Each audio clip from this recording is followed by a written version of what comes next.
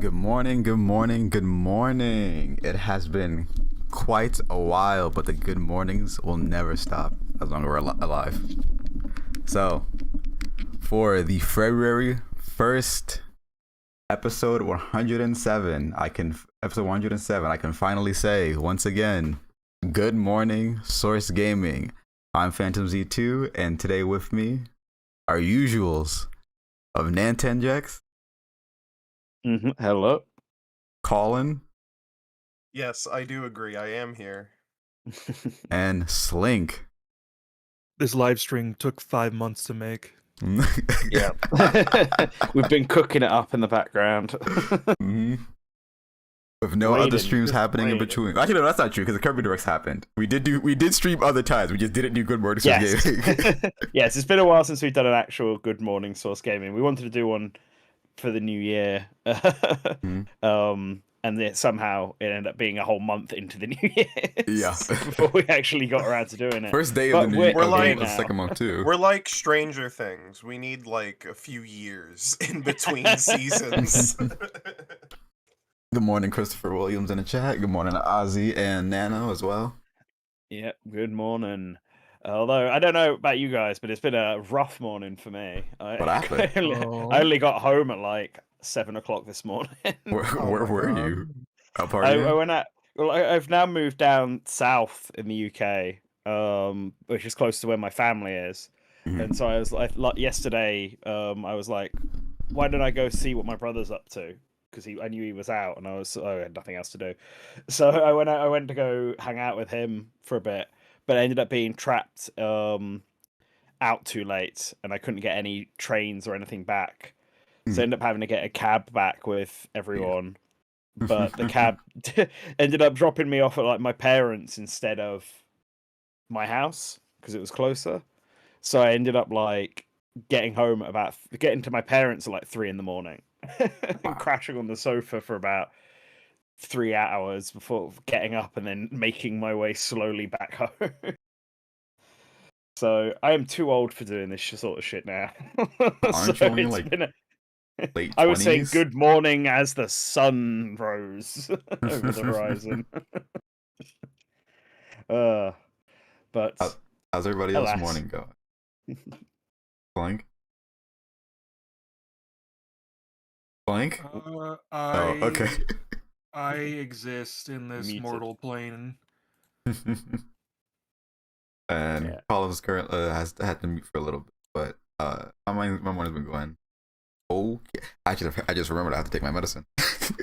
Whoops. well, Well, I already Time took- to say things. I already took my medicine, which is a big shaken espresso from Dunkin'. Thank you. nice. Thank you, nice. Dunkin' Donuts. Not sponsored. Fuck. A nice coffee like that instead of the instant coffee I had this morning would have been lovely. You Brits love instant coffee. You love... I don't love instant coffee. I much prefer press coffee or actually grinding the beans. Press? We all got kettles. Yeah, we do have kettles. That's right. Yes. What's And press we coffee? have coffee, and we have coffee makers. Yeah, I could get a coffee maker, but that shit's expensive, and usually you have to buy like very specific coffee pods or whatever, and a lot of them to use, You- which sort of locks you into one ecosystem. You don't need no damn coffee maker. You can just get a Greca and just make your stuff.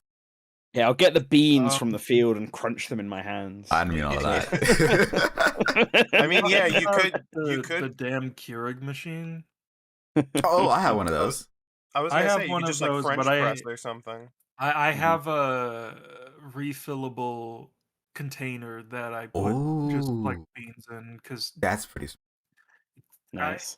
I felt so bad about how much waste I was producing using those. This is a lot cleaner.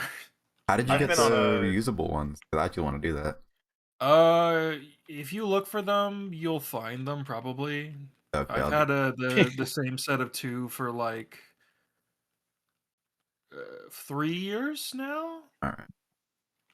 So what I usually do is that I'll just put the water in the Keurig and let the water run out, and I'll already have like hot chocolate powder inside the cup. So that's the way I do it. as just like a hot water sink. Well, no, it's hot chocolate. It's hot, no, yeah, but yeah, it's like a hot. It's Chocolate basically yeah, like a hot water sink. I guess yeah, because I it mean, makes it hot it- immediately. It puts out a very specified amount of water. I've done it. It does. it Yeah. does. I I've just do want to been- stress that I do have a French press. I just don't have any. Ooh. I don't have any coffee for it right now because we're just riding out what's left of our instant coffee before I go buy good coffee Mm. again. I've been cold brewing for the past like 10 years. I'm sure I've talked about this on Good Morning Source Gaming before, but I just put the grinds in a big pitcher with water in the fridge overnight, and then I have nice, delicious cold coffee for like a week, and it's yummy. Nice. Like, if I'm at work, like on a weekday, then we have like a barista there, so I usually get coffee from him or her, Nice. depending on who it is that day. And that's quite good. I always get a latte. Incredible. Yes, with a little Biscoff biscuit. Shout out Ooh, to those are coffee, good. the world's Let's best go. gaming drink. Disagree. Mhm. I'm saying it Yeah. right now. No, that's not true. It's true that best energy I think drink it's out true. there. I think I would rather have a big like Starbucks coffee or Dunkin' or something, Tim Hortons, than Yeah. than like Sonic G Fuel ever again. Well, I definitely not Sonic G Fuel. I think freaking I'm a hot chocolate lover to a large degree. So definitely hot chocolate. If you want something cold, get a Yoo-hoo if they have those where you live. See, Celsius I'm is not also a- really good as I guess a sports / energy drink. Celsius is like an actually good drink, but also don't drink it late at night because then you'll be really awake longer than you want to be. See, I'm not very big on hot chocolate at all. I think it's too much What? chocolate. Like, What? I like chocolate, but if you have too much of it, you get this really sickly taste in my mouth. And I think hot chocolate always does that. Really? It's like Wow. it's okay. like just too much. Mm. But then like if you do too little, then it just tastes like hot water with I'll- like a very slight taste of chocolate. So The next there's a time you come balance to be had. America, actually, I don't even remember if have you ever been to America before? I have been to America a few times when I was younger. Have we met? Oh, so we haven't met then. Okay. We haven't. No, we've Okay. not met IRL. No. Got I've you. only- Okay. I was meant to go to America last year, but your country's not the best place to travel around at the moment. Yeah. don't do it. Sorry about that. Don't do it. Don't do it. Yeah. You actually don't come here. We'll come to you. So I'm gonna wait for a bit, and then I will come over at some point. America and Canada, I need to go over to, again at some point. Canada especially because I have been there, and I got a friend who lives out there who keeps wanting me to come over, and I keep going to Japan instead, and I feel bad. I'll make you a cup of hot chocolate one day when we meet in person. That All right. if we I'll hold if we you to ever that. meet in person, because I don't I'll have a hold you to that. passport, so. I'll get Starbucks used to one. have this really thick hot chocolate drink like 20 years ago called like the Shantico or something, and it was like brownie mix thick. It was so Ooh, delicious. That sounds Wow. It was good. it was incredible. It was only there for like 5 months. Have they ever brought it back? I don't think so. Starbucks sucks. Someone Yeah. choked on it. It's that thick. I miss the Dunkachinos so much. Oh yeah, classic. See, I'm not a big fan of Starbucks. We have Starbucks over here, but we also have Costa Coffee and Cafe Nero, and Mhm. Costa's always my go-to of those three. But I've always found Starbucks to be hella overrated. Fucking 7-Eleven has good coffee now. like it's even actually I think it's don't worry folks, we will get to video games soon. But I went to Disney a few months ago, and like within the last couple of years, like every single restaurant and drink stand at the Disney parks now has coffee. Mm. It's completely new. This never happened before. Do you know what kind of coffee I hello. do actually like? I like McDonald's coffee. I actually think that one's not too bad at all, Ew, what the- and it's would relatively not have cheap expected that. as well. Hi, Yeah. Weeb Like when- Slayer. That's a familiar name. Yeah. Hope I haven't missed much. I hope you like us talking about brand coffee. Yeah, I'm gonna say unless you're a big coffee fanatic, you don't miss much. If you love buying cups of coffee, this is the stream for you. Yeah, whenever I'm traveling, it's always Greg's coffee or McDonald's coffee, because McDonald's coffee Greg's. especially is quite cheap. Greg's is the goat. That's the one to go for Yeah, here in the Greg's is UK. That I is want true. to, The GMSG logo does have coffee in it. It does, exactly. Oh, So yeah. obligated Huh. to talk about it.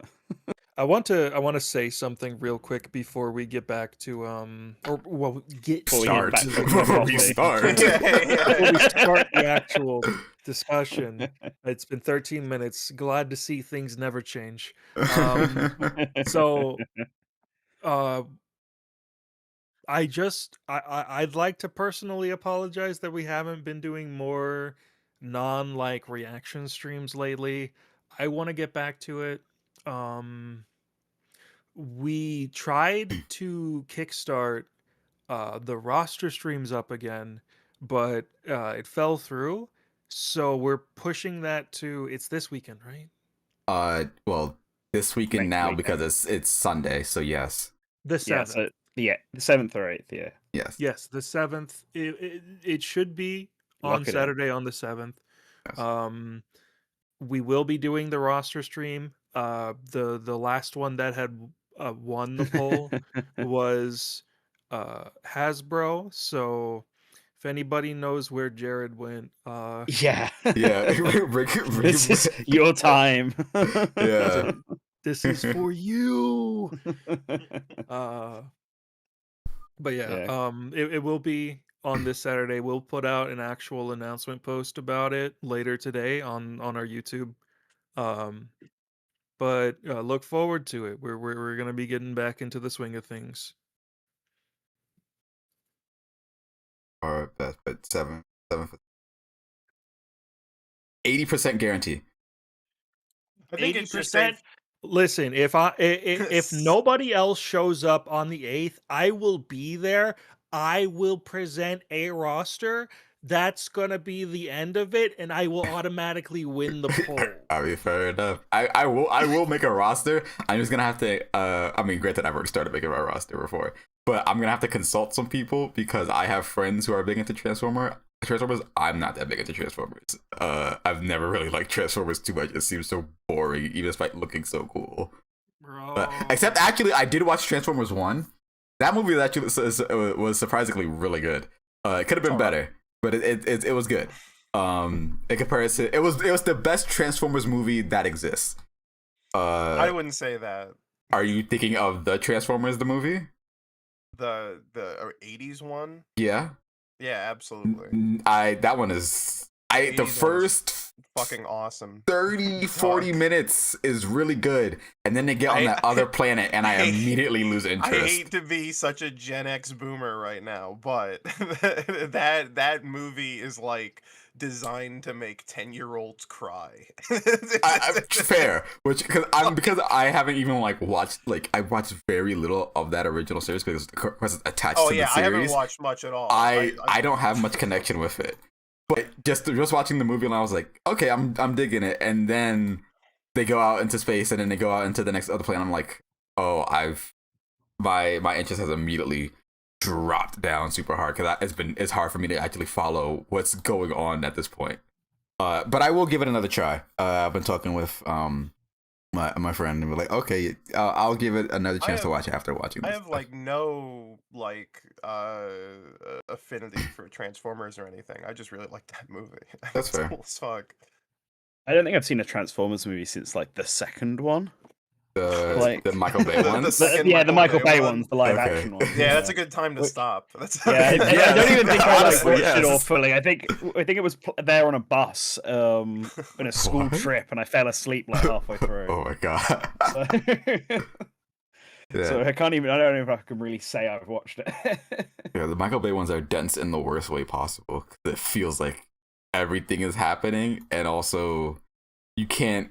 Yeah, everything is happening. You're trying to follow it, but sometimes it's even hard to follow which character you're looking at.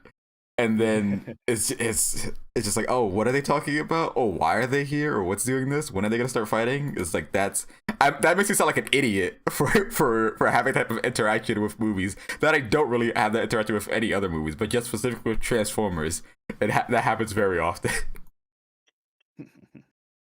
All right, So silly. so now gaming, right? Yeah, gaming. Let's talk gaming. So, what games everyone been playing? Yeah, Who it's wants to been a go first? while, so I guess we should Yeah, let's not cover the whole 5 months of missed gaming. Yeah. Well, I do have one video game that's like an entire 5-month saga I can talk about. Mainly because I'm supposed to talk about it for Source Gaming. So I guess Yeah. this Yeah, I talk can about finally that. Talk about it now. Finally, I bring can it finally up, talk yeah. about Chronos: The New Dawn on this channel. A game that we got back in early September, and it's yeah. taken me so fucking long to get to the end of it. And some of that is just like life, not just being like I need to take a break from this game. But Mhm. I've also like I think I ended up liking the game, so I do have positive thoughts on it. But I don't think I've ever had more patience for a video game than I had with Chronos: The New Dawn, because I guess to set it up, Chronos: The New Dawn is the new game from Bloober. Bloober is now on a swing of games people like now that they made games about shooting things in the head as opposed to walking everywhere. So that's good for them. And they have this new game that's like it's kind of Dead Spacey in its like kind of core. Like if you look at gameplay, your immediate like headspace is going to go into Dead Space, but um it's it's it's it's really more just like a tight fucked up horror shooter. The big mechanic being that the monsters that are infesting the environment, like when you kill them, they don't just die. Other like monsters will come out and merge with them and then become stronger, and then it becomes this whole back and forth between it's kind of hard to talk about because it is very like simplistic from a gameplay standpoint, but it's also very like tough. It's very like the difficulty is very almost like a carnival game where it feels like you have everything in your power and all the freedom you have to ace what seems like a really simple challenge, but it turns out everything on the game side is just slightly out of your favor. And so it's a game that primarily uh wants you to be like fast and like quick-witted and get out of jams real quick, which is cool. I know some people have said that it is maybe a bit too hard. I think at the end of my run I got like a C rating because I died like 230 times or Oh, something. that's cool. Gonna fucking happen. Like I don't like it's a tough game. I really don't know what to say about that. Um and it's got like a really cool story that's kind of like I don't know if anyone in this stream or chat has ever seen the Terry Gilliam movie 12 Monkeys. No. But Never. yeah, I figured, but it's very similar to that, but I think the Bluebird devs said that their like primary inspirations for the game were 12 Monkeys plus The Thing, because like the Yeah, definitely monsters The in the game Thing. are definitely The Mhm. Thing. Um, but it's not as like cynical. I think it's this the story of Kronos is really interesting because I think most people see Bloober as being a very like cynical, kind of mean-spirited, edgy company when it comes to their storytelling, and like some of their previous games like Blair Witch and like The Medium definitely like tread into that territory. But Chronos is super bleak. It is super like you just like turn a corner in that game and you see some shit that's like just upsetting to think about. Like this, the Mhm. whole fucking game is like so depressing, but it's not like nothing in that game is like there for shock value. It's very like, oh fuck, you know, and Yeah. that also kind of keeps you going too, because there is this kind of like glimmer of hope that's like, oh, when I get to the end of this, maybe I won't see something that's so fucked up and horrifying. And no, Well. but it's a good time, but Mhm. I'm playing it, and as I said, it's a tough game. So going through that game means like every time I played that game, I would die like 10 fucking times or something. And it's I don't get like you know, I wasn't getting like mad at the game or anything. It's a very like, all right, I fucked up. Let me do that again. But it was getting to a point where when you have to like go through a game to review it and you're doing these long sessions of playing it, it can get tedious. Mhm. I would say at worst there are some moments I think in the mid game of Chronos that do feel a bit tedious because you maybe expect going in this is going to be a game where you get like 20 guns and you're doing all sorts of crazy shit, but like no, it's actually a game about like charging your pistol and getting like perfect headshots and Yeah, it's very grenades. micromanaging on the ammo side of things. I remember when I Yes, played it at Gamescom. absolutely. So I reached a point in like I want to say like the 4/5 mark of the game where I went into a very typical kind of like video game combat arena where it's like you go into a room, the room goes on lockdown, a bunch of enemies spawn and you kill them and get out of the room. But the room would go into lockdown, one enemy would spawn, and then nothing else would happen. And Uh-oh. there was and this just like kept happening. Like I would keep reloading my save, reloaded like the whole restarted the whole game. Um like the executable on the Switch. Mhm. I went back to an earlier save. I did like everything in my power I could short of just actually restarting the whole game over. Um to try and I don't know, like see Stop it from what yeah, glitching. stop it from like breaking on me because there's like nothing you can do about it. And I waited for updates and patches that never that I mean to this day it's never been fixed. I still have the save file on my Switch 2 of if I go into that room the whole game breaks. I have no idea what's causing it, and I don't know if we sent an email from Bloober and they were like, Yeah. "Have you tried shooting things on the ground?" which didn't do anything. Yeah, they were just trying to be like, we haven't noticed this glitch before, so maybe there's an enemy somewhere that you haven't actually killed and you need to find. Yeah, And but no, so just it's shoot at anything and hope it yeah. dies. It's like, And I have all okay. the footage in the world to prove like to prove my innocence here. And and so I needed to take like a small break from the game, and so I did. And then I came back to it and I just said I'm going to go back to the beginning of the previous chapter, like 3 hours, and I'm just going to like play through this whole section again and see if somehow that actually allows me to progress through the game. And it did, which is good, but that's like another 3 hours of video game to play. Um and then I kept on chugging through it, and then I got to the final boss, and I think I was stuck on the final boss for like a month. It's so tough. It's Oh so my gosh! fucking Wow. tough. And it's like it's again, it's tough in a way where it's like it never felt unfair. That's why I was like so determined to beat it. It never felt unfair. It just felt like, ooh, I gotta press this button faster. You know, like, ooh, I gotta Mhm. open this thing. I have to move here. Like uh I think a lot of people have said that like the big appeal of this game is that it has a very kind of like old video game difficulty. And I mean I do agree. It's definitely like more like the difficulty is more focused in the realm of like strategizing and like making a plan to get through an area.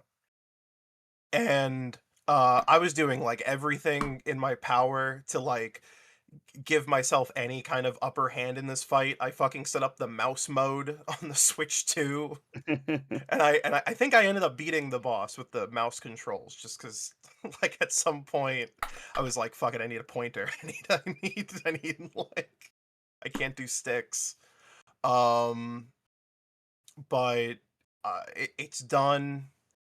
It's over. I still have the New Game Plus to get the true ending. Fuck me. But I hate that. Stop doing that. I know it's supposed to be like, ooh, replayability, but no, I really liked it despite despite having a whole Homer style odyssey with this fucking game.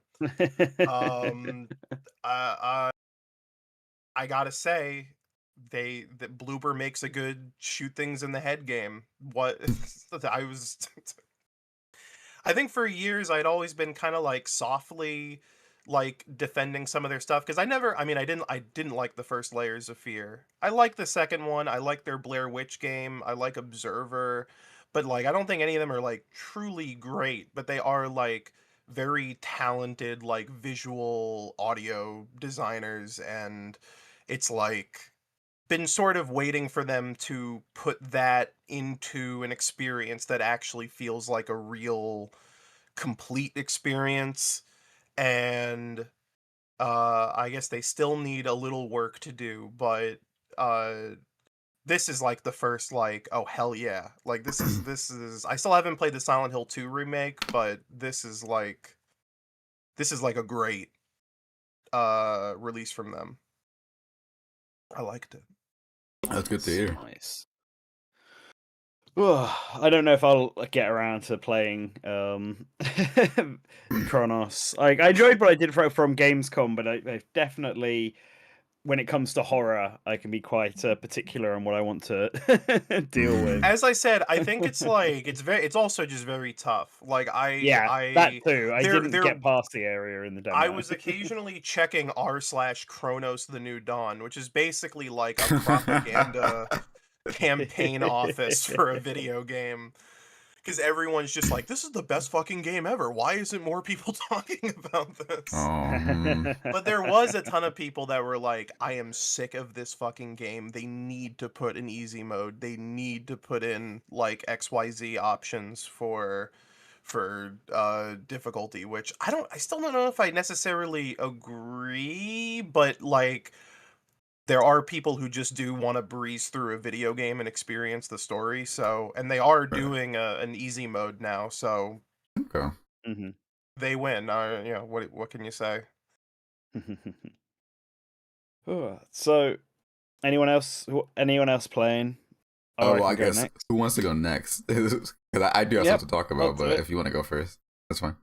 So, at the moment, I'm juggling between two games. I started that backlogged, which means now people can actually see what I'm playing. I can remember what I'm playing. On a nice. Backloggery, or like are you doing like a Threads post? Not Threads post, like a Blue Sky post. It's like a backloggery, but it's called backlogged. It's like similar to Letterboxd, but for video games.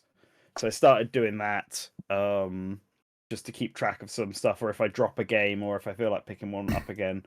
Yeah, you can remember what I'm working on there too. A Shadow Link. You'll see #1 Quiet Man fan. Oh, I have a backlogged account. I just haven't used it. Yeah, there you go. And like if you look on there now, you'll see the mobile games that I haven't stopped playing, like Mario Kart, Fire Emblem, Pokemon TCG, also Skyrim, which I started over Christmas and then played once, and I've been meaning to get back onto the Switch 2 version of Skyrim. But the main things I'm playing right now are Expedition 33 and Fire Emblem Path of Radiance. Now that's come to NSO. And like Path of Radiance is such a good game. Like I've been playing an indie Fire Emblem game called Dark Deity, which I need to do a video for. I played through the entirety of the first one. I've gotten like halfway through the second one. but it wasn't really capturing me. It like to the point where I would be playing it like all the time. Like I might pick it up every so often. Where I jumped straight into Path of Radiance and was just like, "Yep, okay, I'm playing this for the next like 6 hours." It's just so charming. Even though I'm trying to do an incredibly difficult run of getting as many A supports as I can in a single playthrough, which means like the way the support system works in that game is it's all about how many chapters characters have done together, and so obviously there's a finite amount of chapters, and for some of them, like Titania and Boyd, they have to have been in like 20 chapters together out of like 28. And given that some of them at the start, like the first 7 chapters, you have no control over who's you get to use in them. You can't even, you have to just sort of factor those into your play. And so it's like I have this spreadsheet open that's like every character I have to use on every specific stage in order to get the absolute maximum amount of supports. It's crazy shenanigans going on there. But it's fun. It's fun. I haven't played this game since it came out on the GameCube. I actually own the GameCube copy of it. But it looks really good on NSO, actually. Like, I remember Path of Radiance and Radiant Dawn both looking kind of rough back on the GameCube and Wii. And obviously they were designed for CRT, so there wasn't much detail you were meant to see in Path of Radiance.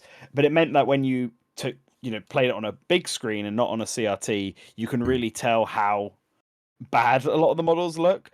But for some reason, in Path of Radiance, I think it looks really good on NSO. They updated like all of the NSO apps to more or less do 4K scaling. I think like the N64 and GameCube target more like 1440p or whatever, but like looks really good. It like the NES and SNES and Game Boy apps look fucking razor sharp on a TV now. It's and yeah, like GameCube games, I need them to fix the input latency like yesterday, but the visual presentation of the GameCube games on NSO are like really good. Yeah, it's really clean. Right. And I'm glad that like with Fire Emblem being a strategy turn-based game, it means that I don't have to worry about the input latency because it doesn't. Yeah, it's really only like Wind Waker. Yeah. But I'm having a really good time with that one again. I think I'm like 10 chapters into it now. I'm up to the chapter that everyone knows with the house in the middle of the map, and that's all I'm gonna say. If you've played Path of Radiance, you know exactly what's about to happen to me. As for Expedition 33, I don't know, have either of you 3 played it? Oh. Claire Obscure? No. Nope. I watched a friend play it for most of the playthrough. Like that's been really fun. Like it makes my computer like very loud when I play it, but I'm having a blast. Personal heater. That. Yes, Yeah. but I'm having a blast. I'm up to Act 2 of the story. I just crossed the ocean. For anyone who's played it and knows what that'll give you an indicator of where I'm up to. And so far, I'm really liking the combat of the game. I think that's pretty common takeaway. The whole parry, dodge, gradient counters, whatever it's just called, I unlocked. Like it's pretty great once you get the patterns down and you're able to parry everything. You feel like that one Ken player from the that fighting game gif that blocks all of Chun-Li's kicks. Oh, the Daigo parry. Yeah, that you feel like that like every fight you're having. It's great. So it's a good time. The characters are all super likable. The world is really good. It's kind of funny though, and I don't want to sound like Persona fan plays other RPG for the first time. This feels like Persona, but I was playing it, and at the start of it, I was like, this really feels like Xenoblade in parts. Like I feel like this. It's obviously very different in terms of presentation, but if you break it down to its absolute basics, it kind of feels like what Xenoblade Chronicles 3 was going for. Like your party is a group of people who, once they hit a certain age, everyone sort of dies and fades into energy, or I guess they're like flower petals in Clair Obscura, and in Xenoblade Chronicles 3 they all turn into like light energy. And this is just sort of the way that the world works, and so no one's ever seen like old people, so when they first meet one for the first time, everyone's like, what the fuck? That's so strange. There's like a lot of very specific similarities between the two of them in the early game that I was noticing, that I was just like, huh. And given that every single French person I've ever met is a big Xenosaga fan, I think there might be a might be something here. I was at Magfest earlier this month, and I think like what felt like 10% of the total attendance of that convention all had the French mime get up on. Oh. Like yeah, yeah. the mime outfit. I mean, when I went to the Game Awards, it was the Game Awards party I went to over here. That's what like half of the people were wearing. Yeah, support and of like this I that it's a costume in the game.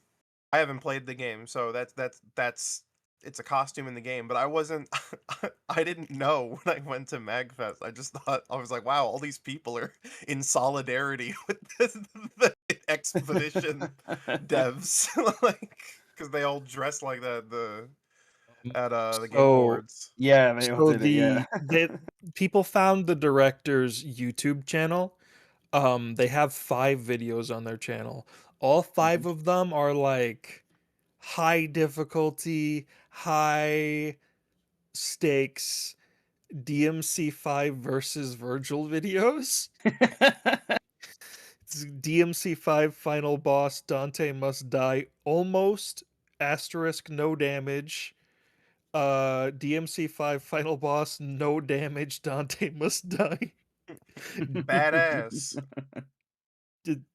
All of them are this. Nice. Well, they know what they like.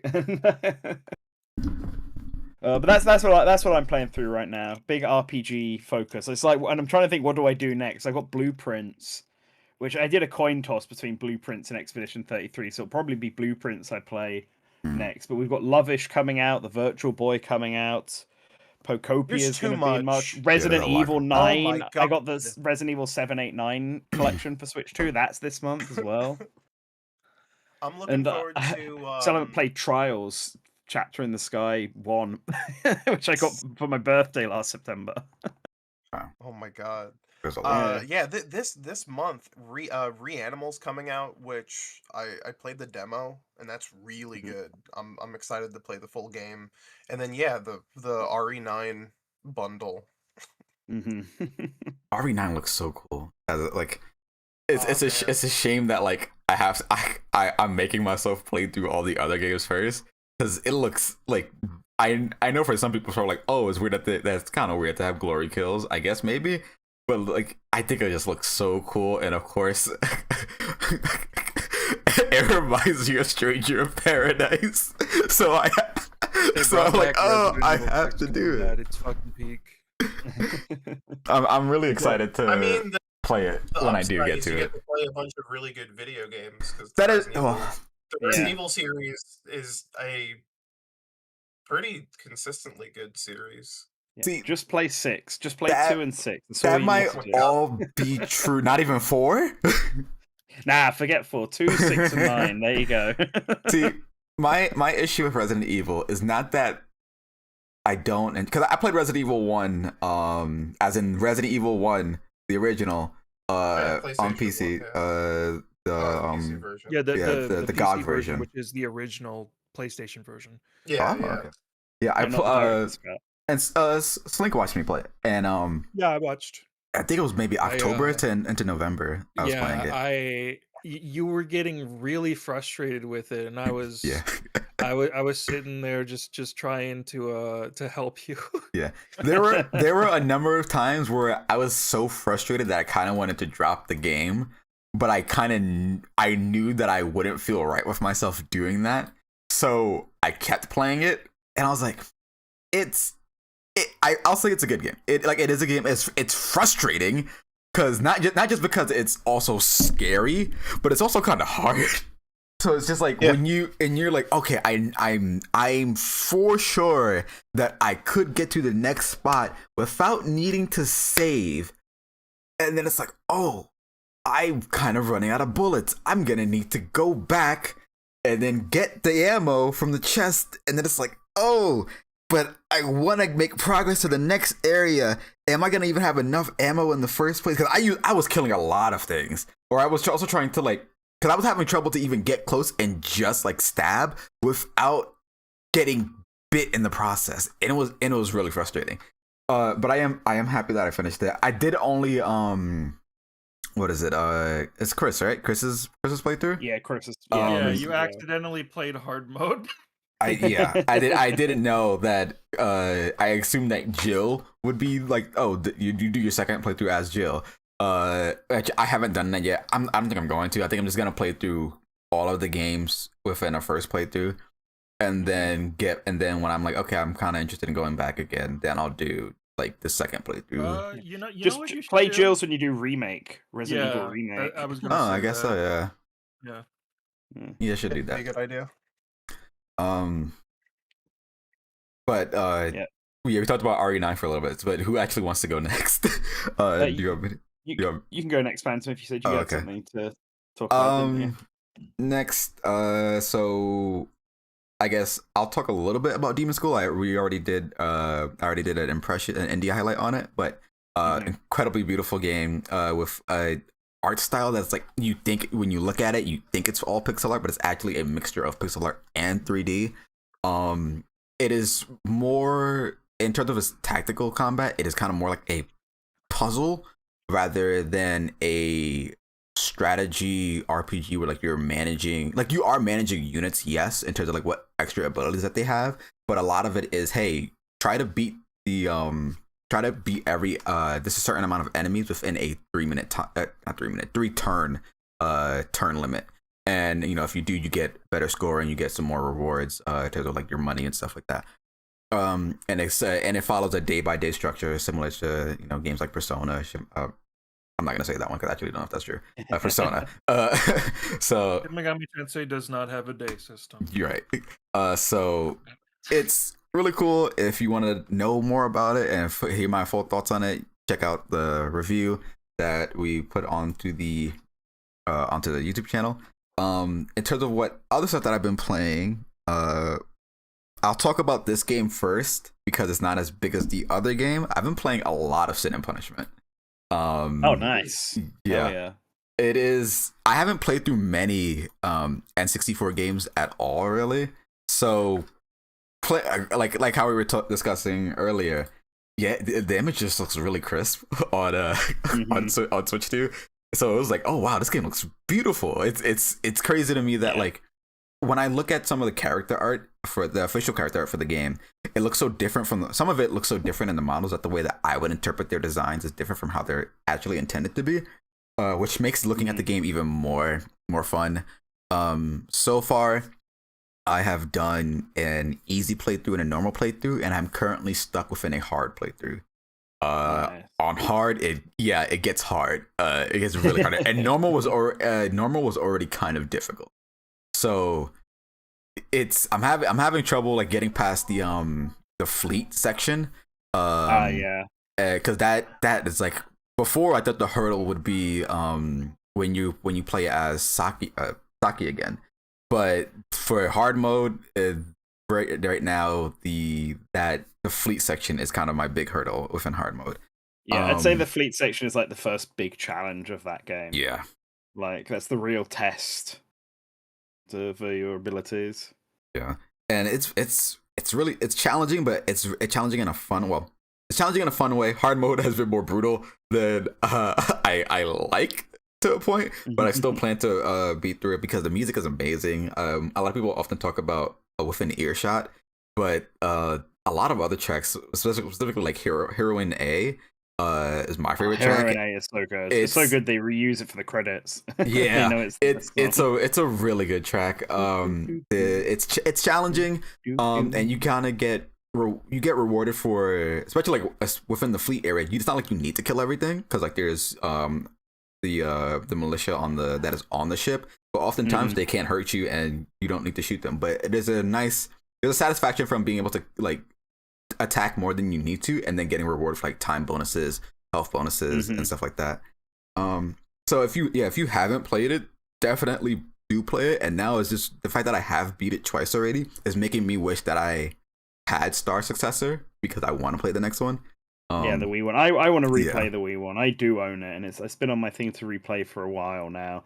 But I think when I replay Sin and Punishment, I want to do some sort of video or something talking about it. Ooh, yeah. Just that'd because, be cool. or even just to stream the original and then stream the remake, because the story of Sin and Punishment is extremely difficult to follow, but really, the first really one? interesting. You think so? Well, like, yeah, when you combine the whole, like, it's like all the backstory and stuff like that. Like the basic story about what you see in Sin and Punishment is easy enough, but it's like, you know, the game sort of starts in the middle of the action with no explanation on how we got here. Oh, right. I guess Little of that is Achi's true. actual story is given to you in game. Yeah. I feel like there's the sequel goes even crazier on that front. I wonder if there's any story in the manual, because I haven't taken. I think there is. Interested in There was that. also a manga that came out at the same time Really? that expands on it. Yeah, it's very short manga. I think it's only like 1 volume long. I'll have to check and that out then. It's an adaptation of the story, but it does change quite a few Okay. things, like having them all fight in Tokyo, having them fight Brad in Tokyo and stuff like that. But it's good. I was able to grasp, like, I think a lot of the story upon the second playthrough, because I was thinking about more of like, oh, what does this mean? What are the implications of like what like characters like Brad are saying about the Ira? Yeah. Yeah, Ira and Achi is the main one. Who So I love Achi. She's such a great antagonist. what Achi says, and though like that scene where she sends Ira, she teleports Ira, is just the lead up into it is like, oh okay, yeah, she is the antagonist for sure. But how they want to like flesh that not flesh that out, but like weave into it. It's like, are we still going to be able to trust her at this point, or is there still like, is she just has supernatural capabilities that she is just using to kind of push things forward, but not in an antagonistic manner? But no, it's like, it's definitely in an antagonistic manner.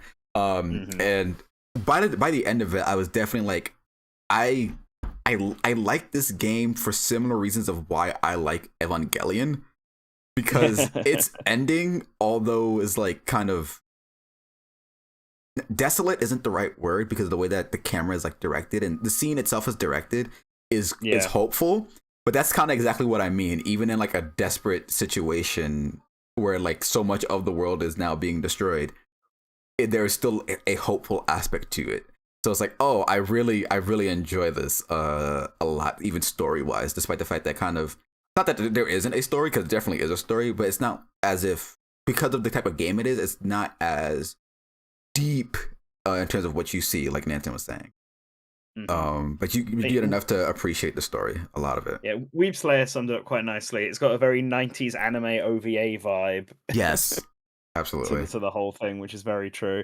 Yeah, Sin and Punishment is probably one of the best looking games on the Nintendo 64, and I think the Nintendo Classics version of it does a really good job of showing that. You like really appreciate how far they pushed the hardware for the Nintendo 64 when you're looking at that game. And it makes sense, like it's a late Nintendo 64 game, right? But I struggle to think of one that looks better than Sin and Punishment. Yeah. And then, you know, between that, I've been constantly playing Ridge Racer Type 4 on my. I have a PSP now, so I've been playing Ridge Racer Type 4. I've been like starting games, but not really necessarily like moving a lot through them. So I started like I purchased Monster Hunter Freedom, Freedom in America, Monster Hunter Freedom. because I played a little bit of Monster Hunter on PS2, and I was like, oh, I kind of, it's charming in a sense. So I kind of want to continue playing it. I started a few nights ago Vagrant Story, nice. which has been very interesting because I've had it on my PS3 for a while and just haven't played it. I think I might want to play it on PS3 instead because its story, its manner of directing the cutscenes is kind of like it is similar to other games where it's like, oh, the characters are talking, well, not with voices, but they're you know, they're moving, they're talking, you have to press A to progress, but it's done in a very comic book format in the sense of like the dialogue text box, the text box dialogues for the characters are like speech bubbles of comic books, and then also just the high kind of contrast in certain environments, and because it's a PlayStation 1 game, it feels like a dark comic atmosphere to me. So I'm kind of mixed on how I want to play it, but I definitely know that I will want to continue playing it. But the biggest game that's kind of been on my mind since it came out, and I beat it it came out December 8th. And then I beat it. I played it that day, beat it the next day. And it's been with me the entire time because it's also already been with me for 5 years now, since it's 2026, 5 years. And that's Unbeatable.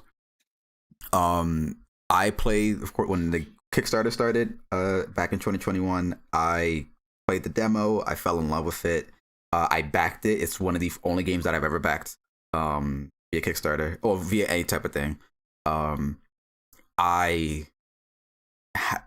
It's a rhythm game, and because of that, the music is supposed to really resonate with you. That's kind of its main job. Not just when you're playing the music, which it also does a fantastic job of, but also when you listen to the music, if it's your kind of music. And I don't know if it'll be that kind of music for everybody, but I think within the people that I know, if you were to give the demo a try first, and it's like, oh, I'm fucking with the music, then you will enjoy the rest of the game. Not that now when it launched, it had some issues, because there was a point where it kind of froze in mid game. There was a point where I got soft locked, and I was working on a review for it, and I think I will get back to it. And I'm harsh. The game it's hard to not be harsh to this game after so many years, because there's this sort of entitlement that I felt in the fact of, you know, it's a Kickstarter game, and I felt like it shouldn't have these issues. It, right? Yeah, especially when, and granted, none of these were essentially like game breaking where I need to restart my whole playthrough. And because I'm in the Discord, there's people that were having the exact same issues, and then also were able to find quick fixes. So even when it was like the case that an update couldn't come out immediately, it would take like another 2 days or maybe even a week, which would be past the point that I already played it. The fact that I was still able to get immediately back into playing it didn't sorrow the entire playthrough like it could have in a different instance. And after playing that music for so many years, and then getting even more music that I loved, and now having it attached to the story that it tells, it just hits. Any song that I listened to before, I don't think of that song in the same way, because now I have the context of it, and it completely changes not only how I view the song, but how I emotionally react to it. It is a fantastic game that I cannot recommend enough. It is currently right now like my favorite game of all time within my brain. I still listen to the soundtrack a lot because when I backed it, I got the album and the OST for backing it. So on my PSP, I have it there. On my phone, I have it there. I listen to it a lot when I'm in Discord calls. I mean, I use the music bot there. When I'm thinking of the music, I'm thinking of the game as well. And it's like, gosh, I want to replay it, but I'm not sure if it's something I want to do yet because it is so fresh to me. But also, I don't know if it'll ever not feel fresh to me because of how long it's been with me. And now it's altered. In a way, and it's altered in a way that I love. Because it's now stronger than ever before. So definitely I hope it can be a best game of all time for you, like it is for me. But even if it's not, I definitely still think Unbeatable is absolutely worth playing. So definitely check it out. It is on PC and I believe it's on PS5 and I think Xbox. Yeah, I've got it on my to play list as well. At some point, I really enjoyed the demo when I got around to playing it. And it's just one of those games, like so many others that have come out while I'm too busy or in the middle of playing something else, and I can't justify it now. But at some point, I'll get around to doing it. I think my focus for this year, when it comes to playing old games again, is going to be like trying to play ones that were considered Game of the Year contenders that I've not got around to. Like how people for the Oscars watch all the movie nominated Yeah, except it takes more Oscar time. films. Except it takes way more time. Yeah. If you've got the time, like it's like watching an anime in a day.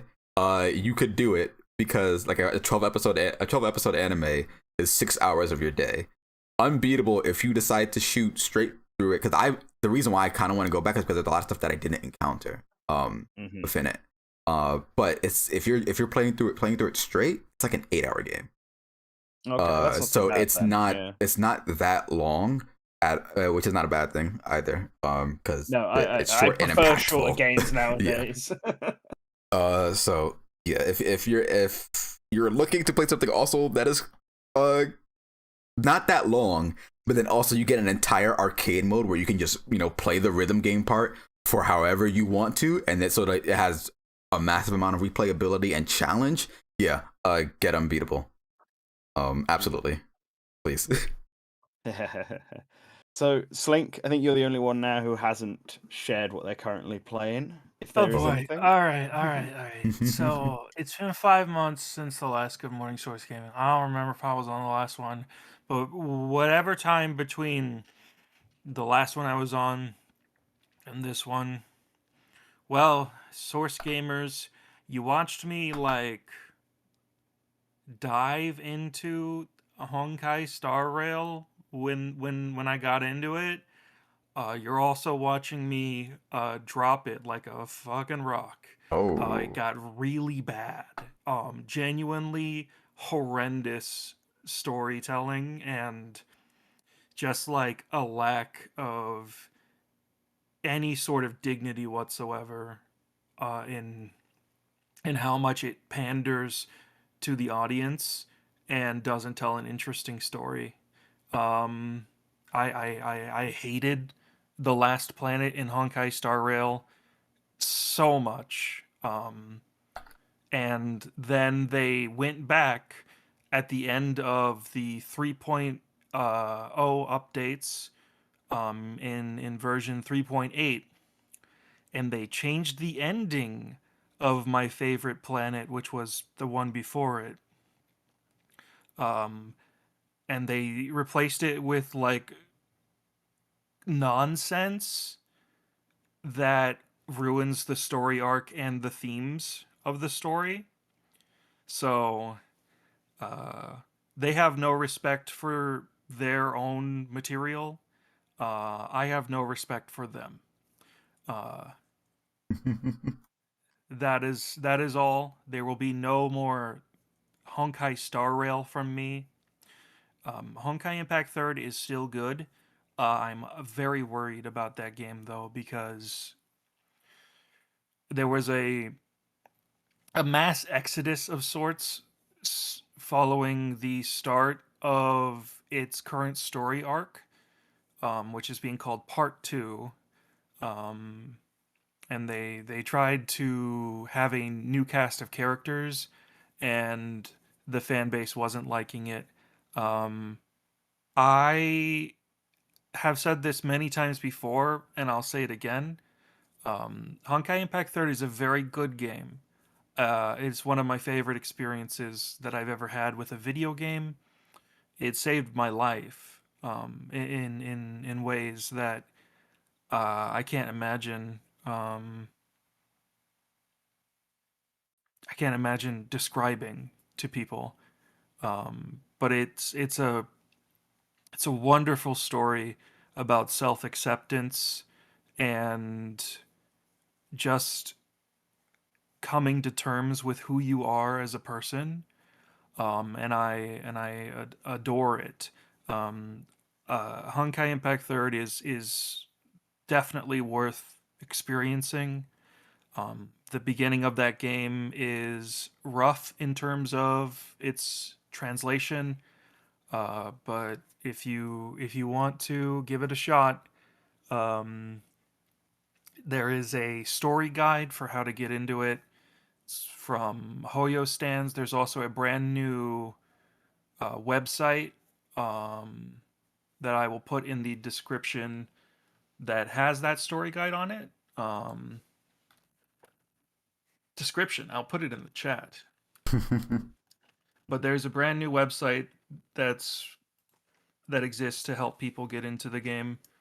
I've linked it in the chat. It's I love Honkai Impact Third, and I wish that it had more players, more people who appreciated it, who talked about it positively. It feels like there's like just a large group of people that all say the same things about the game, negative things, and they Mhm. just repeat what they've heard other people say. And it's infuriating, it's frustrating. I wish there were more genuine fans of the game.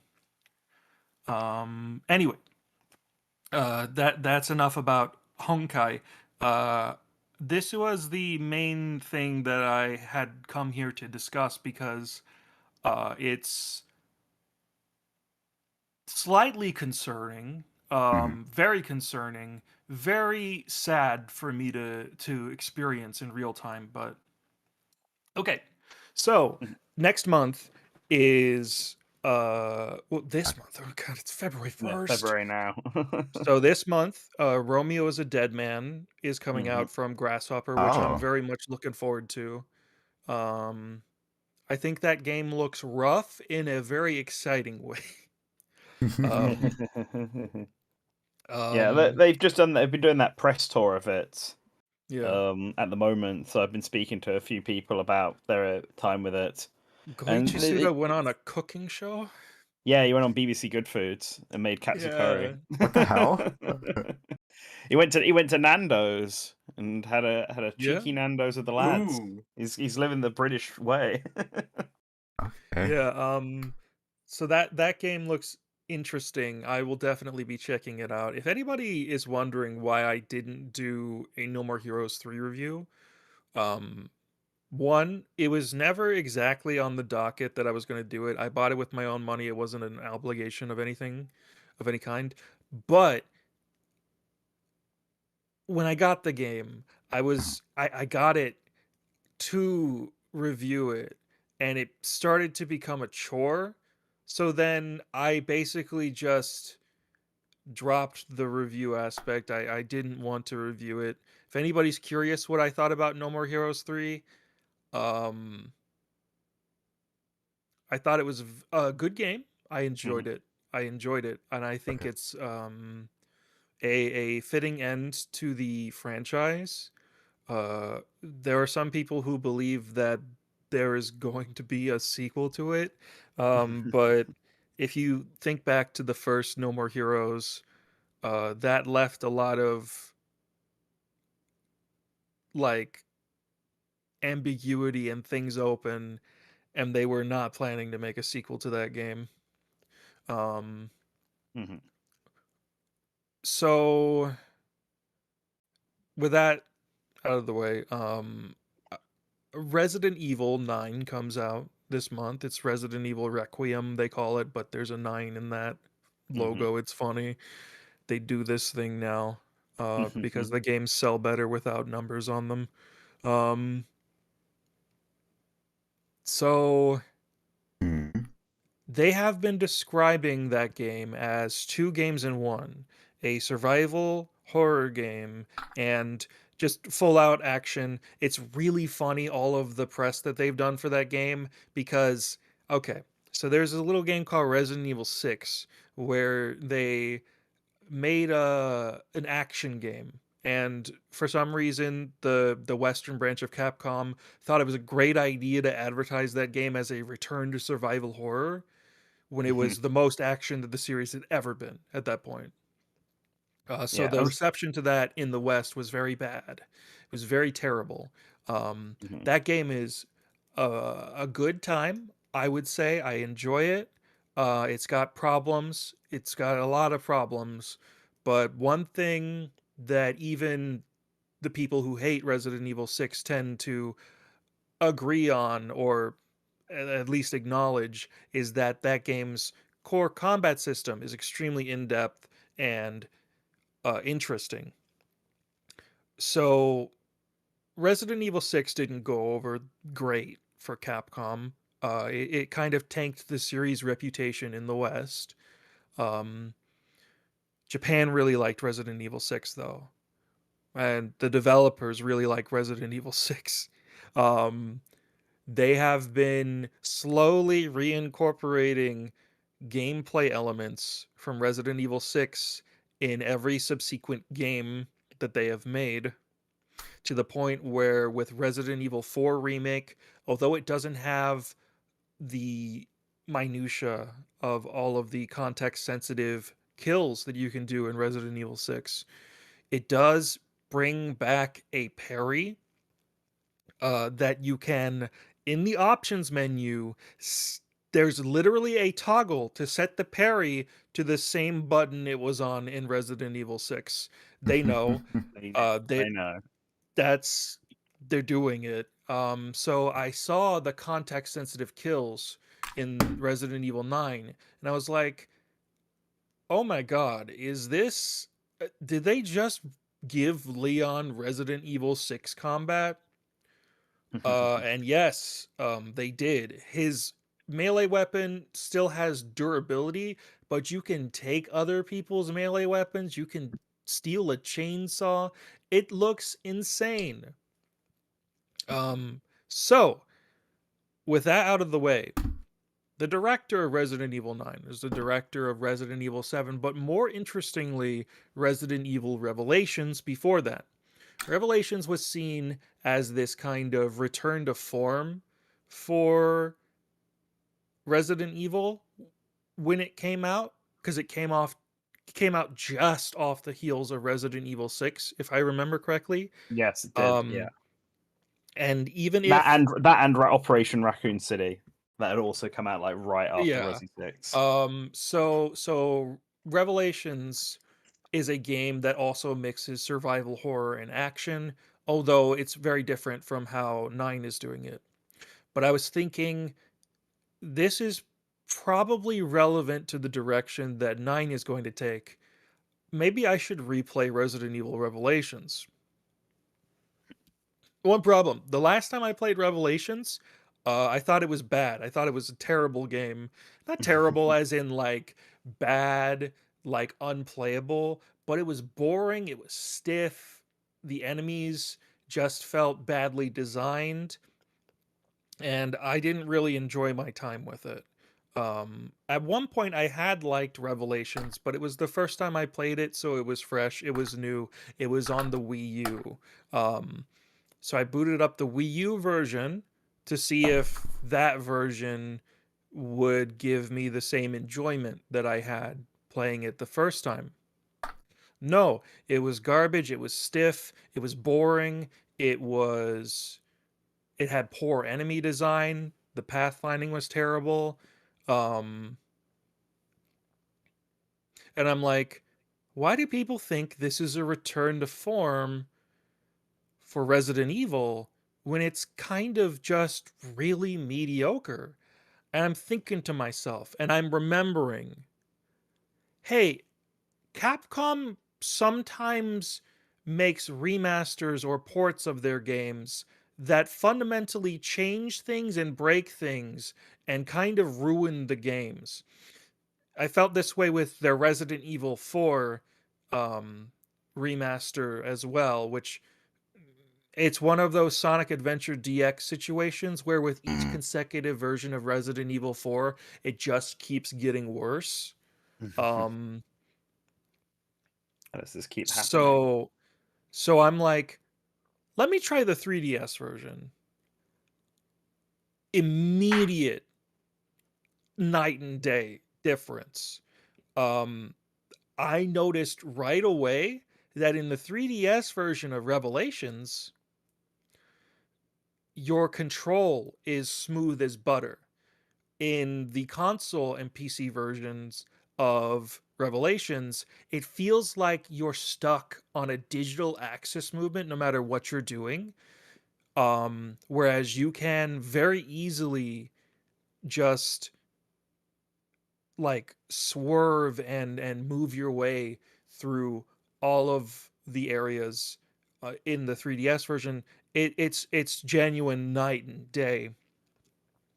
Um, and I aim the gun, and there's a laser sight. That's strange. That wasn't there in the console versions.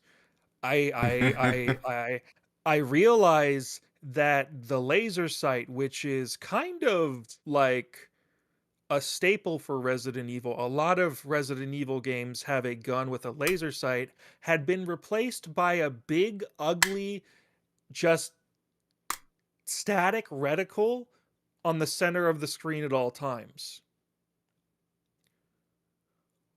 Yeah. Also Crazy. interesting was that the 3DS version defaults to first person aiming.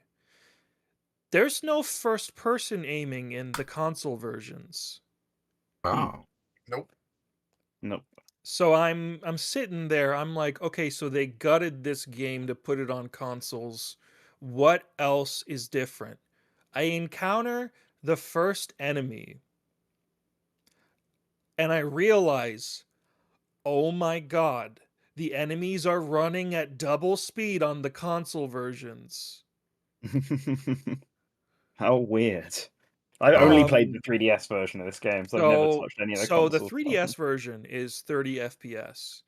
And they increased it to 60 on the console versions, even if the frame rate cap was 30 or if it was inconsistent, the internal time was still running at 60 on the console versions. There were many Okay. things tied to the frame rate in that game, including the enemies' animations. Oh boy. So it would just waddle at you in double speed, making every encounter extremely frustrating and annoying,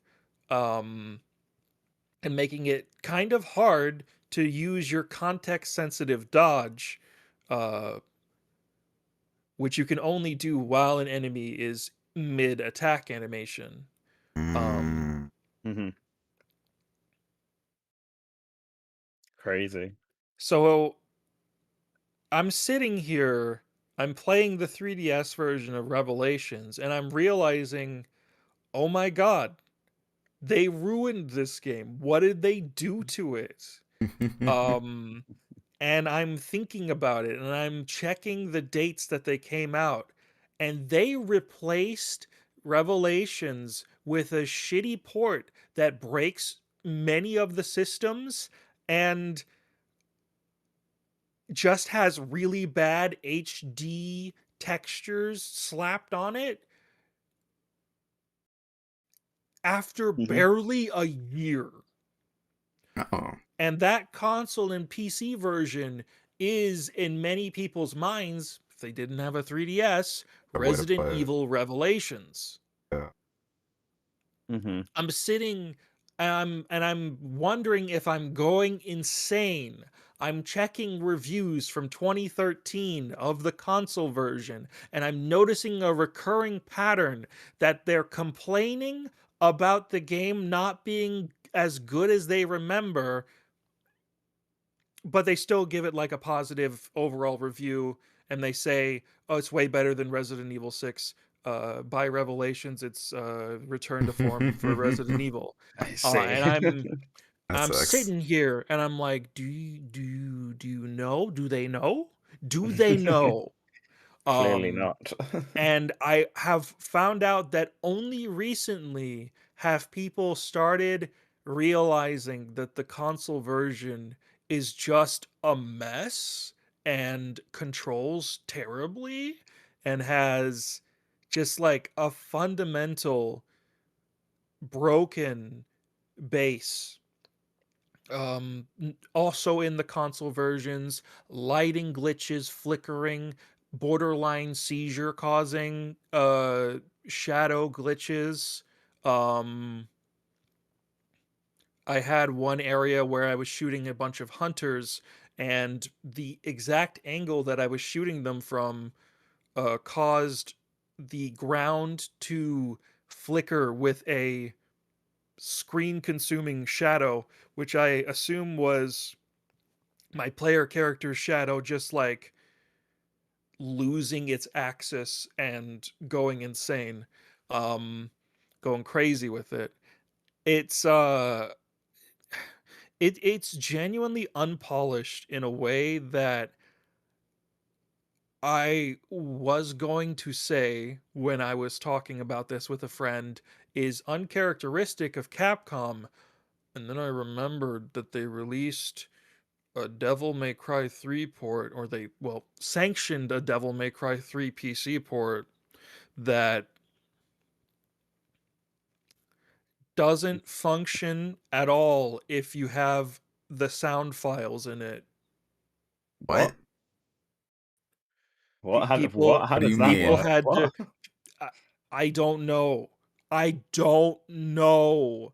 Devil May Cry 3 Special Edition, the original PC release, had to be extensively modded to be functional, but before there were mods to like total convert the game into a functional PC port, the solution was to delete every sound file in the game.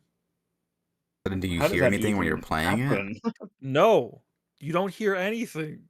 You What? There's deleted no all the sound. sound files.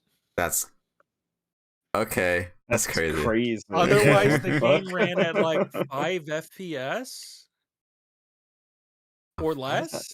How does that It even happen? it's one of the most disastrous PC ports of all time, and the Resident Evil PC port, Resident Evil 4 PC port, that they released shortly after that one, Oh, it's was awful. not that far off from Yeah. DMC3 Special Edition. It was very funny. They somehow uncoupled the QTEs from it. It was like the QTEs were running at 2x, but the actual game was still running. There's It's fucked. It's fucked. It's That original RE4 PC port is fucked. You can't use a mouse at all. it's wild. It's so bad. It's bad. But yeah, Capcom keeps releasing the bad version of Resident Evil Revelations, and I'm sitting here, I'm wondering what the people who actually worked on the original game feel about that. I don't know if they care. I know Capcom doesn't care about their back catalog. We found that out from GOG. Oh yeah, It's bad really activity. Oh, it's gosh. really a shame because the 3DS version of Revelations is also like one of the only like real like big third party efforts on the 3DS. Like Yeah. It was like one it's of an its first incredible big looking game. games. It's an It's a incredible looking technical game for the marvel. hardware. I was I was playing it on my 3DS, and I'm like, wow, instead of looking like kind of drab and mediocre and having like this will be graphics in 2012 textures, it was graphics in 2012 because it was released in 2012, and it looked phenomenal on the 3DS screen. Also the textures were suitably like detailed for the environments, and it felt like it was made by a human being and not somebody who just kind of slapped HD textures on every single texture file and called it a day. Yeah.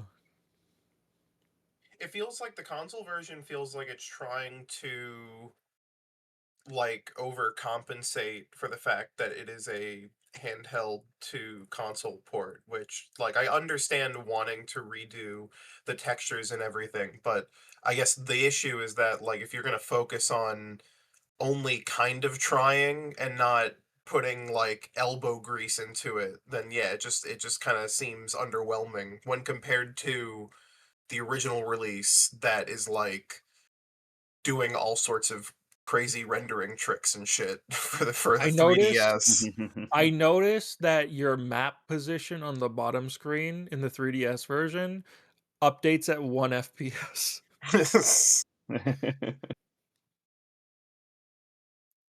I thought about it for a little bit, and because like you mentioned with the GOG interview, well, not interview, the interview about GOG, or actually no, it was an interview with people Yeah, from yeah, it was an GOG interview with about GOG, yeah. about It was an Capcom, interview right? with GOG, yeah. Yeah. Yeah, and they had a email go out. Like Capcom had an email go out, for the Resident Evil series. They're celebrating the 30th anniversary of Resident Evil, and it's like you can play the I think it said like play these retro titles or something like that. And they show Resident Evil 1, the remake. And it's just like you have the original game available on not just GOG, but I think also on PS4 and PS5 now. I know Resident Evil 2 and Resident Evil 3 are on PS4 and PS5. I don't remember if Resident Evil 1 is. I know Resident Evil 1 was on PS3. Resident Evil 1 DualShock Director's Cut is on PS3. Okay. Which is I the think- one with the bad OST, Yeah. the funny one. I think with Resident Evil, it's like one of the few video game franchises where it feels like there's like a real gulf in between the games themselves and the fact that it is like a $1 billion franchise that like half the world over knows, because it's like those like first 3 classic Resident Evil games, like RE1, 2, and 3, feel like they're in a totally different universe than like the fucking Operation Raccoon City or even the Paul W.S. Anderson movies, of which I watched all of in the past like month and a half. Why did you do that? I had some friends who wanted to do it and we did it. Okay. And there's one good one. There is exactly one good one, and it's the 5th one, and that's it. The rest are dog shit. The rest are so Incredible. I genuinely feel that because me and Colin have talked about this a number of times in the Discord with a whole bunch of other people, and it's kind of gotten to a point where I kind of feel like I wanted to make a video on it, but I felt like I knew that I had to do a lot of research, and a lot of times when it comes to enough research so I can prove like the argument that I'm trying to make very well, but also still try to have a positive message for it at the end, or at least like I guess I don't want to say call for action, but a motivational aspect of it, because it basically feels as if a lot of the times publishers treat their catalog of games like toys to be replaced. Yeah. Rather than the praise, or even if not praise, but still also the praise oftentimes that these games do get. So they capitalize on it with a remake or a remaster. And granted, those remake and remasters can be great. There's a lot of times where they are great. I've heard a lot of praise about the Resident Evil remakes because there's so many of them. The only one that I haven't heard as much praise about is Resident Evil 3's remake. But all of the other ones I've heard very great things about. Basically a different game, that. Yeah. And I mean, that's a big thing that's with a lot the for all of remakes, them. right? Yeah, the remakes are completely different games. Yeah, different games. Aside So from the first Resident Evil remake, they're very much just following the framework of the original and doing their own thing with the series of events that occur, and sometimes even ignoring the series of events. Mm-hmm. yeah, It's And like, like the crazy my thing bad. is they're gonna keep doing them. Like Code Yeah. Veronica 'Cause they do is well. being remade as the next obvious one, but I also hear that they're gonna be doing something with Resi 1 and 0 again. I don't think Okay, I don't think it's I okay. don't think it's I don't think it's a Nanten. remake of Resi 1 or 0. To be fair, I Nanten. think it's more like a port or enhanced edition or something. Nanten. People were Yeah. saying Code Veronica was the next one for like 5 years. Yeah, they've been saying that for a while. No, but I think it is. It actually is this time. I think it Trust actually me. is this time. Yeah, like I don't know about that. But like, there's a Resident Evil remake currently in development, and I don't Yeah, I think they're think it's jumping straight 5. to 5. No, I think it's 5. Well, no, because And the Code reason Veronica is actually like important to the plot. Not really. I mean, like, I feel like my big issue with the R remakes is not just the fact that they keep making the originals not that like they keep not only making reasons to dissuade people from playing the originals, but also in general, like, I mean, you can't play RE 1, 2, 3 in their original forms on like several modern platforms. But it's also just like it is the weird attitude of like, yeah, isn't it so fucking crazy that we, Capcom, a billion-dollar company, can turn like RE3 into a polished third-person shooter? It's like, yeah, wow, great. Right, yeah. You know, like it's I feel like like RE4 make, I know people really really like it, and I don't want to say anything negative about it, but there is something kind of unimpressive about a big company just playing the hits. You know what I mean? It's Yeah. like, Yeah, yeah, I it's can boring. believe you guys can make RE4 again with good graphics and really tight third-person shooting. It's nearly all you do. Like, it's not I and I guess a really like so I can actually roll this into some games I've been playing recently, which is Metal Gear, but specifically I've been kind of deep diving back into Phantom Pain, Peace Walker, uh the original Metal Gear, the MSX one, and a little bit of MGS Delta since I got that for Christmas. Yippee. And Delta feels wholly unnecessary. I really I don't get it. I don't understand.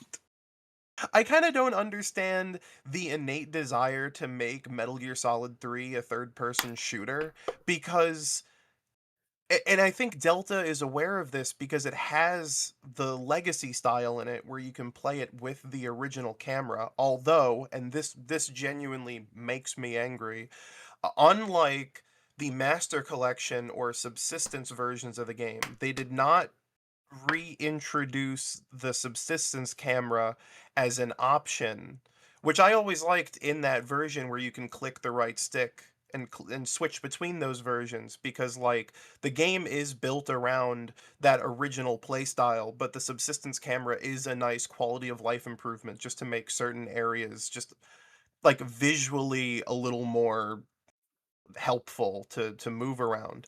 But it's like it's completely different when you make it a third person shooter, and in Delta it's a one or the other option if you want to switch between the two camera styles, even though you're still like running around in the same levels and everything. Like you have to reload an entire checkpoint to play it. And yeah, it doesn't really like feel impressive to play MGS3 as a third person shooter, because it's like, yeah, I can now shoot things a little easier. It's quite literally not the intent of the game at all. Like if you want to run around like Rambo, you can do it in the original Snake Eater. It's just a little harder to dissuade you from doing it. But now it's like the default mode in the new version. But then I go back and play something like Peace Walker and like Metal Gear 1, and it's like you know, Metal Gear 1 is like the most ancient Metal Gear game, and yet it still kind of plays the same as the rest. Like even in the Master Collection, the controls are like to switch between inventory items and to use them are like kind of the same as like MGS3 and later. And like it's, you still have the box, you still have like all the different, you know, like famous items from the rest of the games. And you know, in the back of my head, I know a lot of people would be like, this is the game to remake because it's so old and it's so basic and it's so slow. But again, it's like not only is the prospect of totally redoing these old games into totally polished, totally packaged for the masses like remakes. Like not only is that just not really enticing because it's like they just keep doing it anyway to every game. It's like we know at this point what changes they're going to make, and it's going to be a third person shooter. But also like I feel like it kind of robs the player of the experience of seeing how these series progress. And like I feel like unless they make a Delta version of Peace Walker or something, if they when they make like Master Collection 2 and people play Peace Walker, it's gonna feel really jarring going from Delta to Peace Walker because Peace Walker's way of third person shooting is like a totally different mindset than how Delta interprets it. And like I think experiencing how these series progress both mechanically and presentation wise like is important. We can't just keep like going back and redoing whole chunks of series just to make them play like so much else. Like sometimes you gotta ingest a little bit of the jank. You gotta, you know, rewire your brain a bit to play an old video game. But yeah, dang, I don't know. Yeah. They just gotta chill with it. Who the fuck wants Kiwami 3? Oh, Yeah. Kiwami They're- games suck. Play Yeah, the yeah. originals. They're just like doing whatever at this point. It's like They're really oh, trying to hit that quota of was it like one Yakuza game every year or something? Yeah, it just feels so Which is like, just like why automatic. It doesn't. essentially, like before, like without trying to extend this conversation to granted, this entire conversation could be an episode all on its own, which is exactly why we I could- thought of we could making talk about this for a decades. video. So like before we get into, I think we should like do Tamagotchi Life next. Just because that'll be probably quick, just to give thoughts about this that happened. I just want to say that it's not that remix and remasters are bad because No, like this is not an anti-remake. yeah, it's not a stand. whole, it's not a That's the totality Kiwami game. thing. Those are bad. Those Oh, are bad. okay, Yeah, okay, those are sure. bad. Those I can't speak on this. But it's But not. It's no, not I mean, a. it's Never just been a like, totality. It's been that. it's- Oh, It's yeah, just that yeah. sucks that these big companies that are able to do so much. Right. They have the money. They have Mhm. the developers, and they love to keep playing the hits. That's just like, yeah, what if Silent Hill 2 was a third person shooter? Fuck yeah, you know, it's like, all right. And it's not to say that that inherently is bad or like wrong or whatever, but it's just like this keeps happening. They keep doing this. Yeah. it's like half the release output of the industry. Resident Evil remake. Well, and I get to play it, maybe a fantastic remake, and I could possibly love it more than the original. When I get there, I'll figure that out. But the sad part about it is that you have the original version available.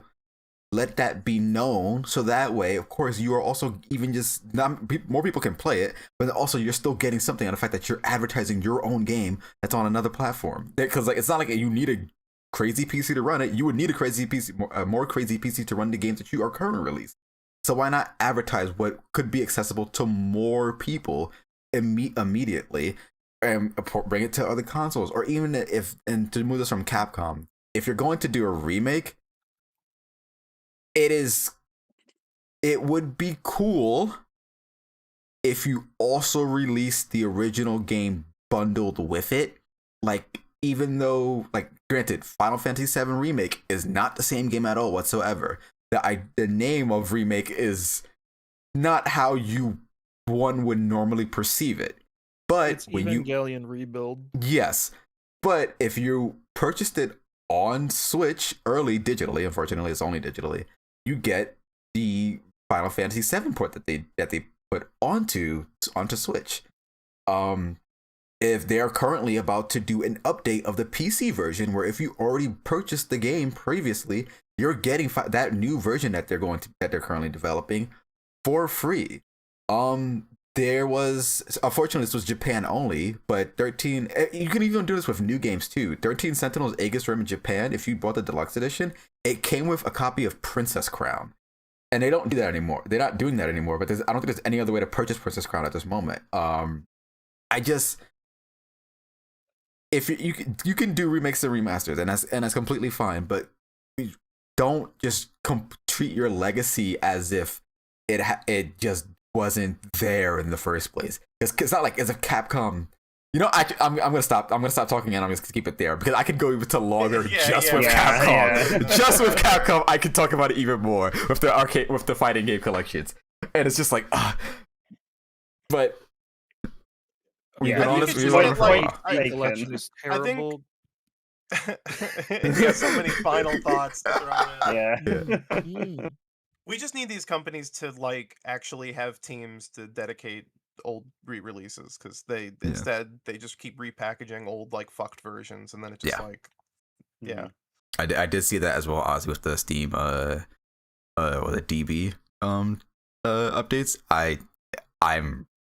I want to play It's Combat as well. The fact that they are doing that, if they actually are doing that, is really cool, and they should do it more. Bandai Namco weirdly has been, thanks to things like Arcade Archives, has actually been preserving their legacies for people to play, and it makes me very happy. I just kind of even outside of Arcade Archives, with the Soul Calibur ports to PlayStation and Tekken ports, I wish they came to everything, but the fact that they exist nonetheless is still a very good thing. But now to get Banjo have been into pretty good for this. With also like I know the Klonoa and Pac-Man World things aren't like just the original game brought Right. back, but at least they're doing something there. I mean, Pac-Man World 2 is basically a remake rather than a re-release of the old game, like Pac-Man Repack 1 is. Yeah. But it's just nice to see them bring back older stuff like this, even and like not touch it up in too extreme a way. I know there are some issues with the Klonoa one. But it's still like better than not doing anything at all, or wasting loads of money to remake the whole thing when it's not needed. at this Shall point, we move on to let's do Tomodachi Tomodachi Life for like 20 minutes or less. Let's do it for as long as we need to do it. I don't Yeah. think we need to spend 20 minutes on it. I say 20 because- minutes because there's 4 of us. Yeah, well, I mean, really, like Tomodachi. They made another Life one. Direct. They're making another one, There's yeah. a new one coming out, and it looks really good. Like, Yeah. I enjoyed a lot of the 3DS one. It got to a point where the lack of control over the Miis and stuff did start to annoy me a bit. But that was me from a decade ago. I'm over it now. I need to treat the game as it wants to be treated, not how I want to treat it.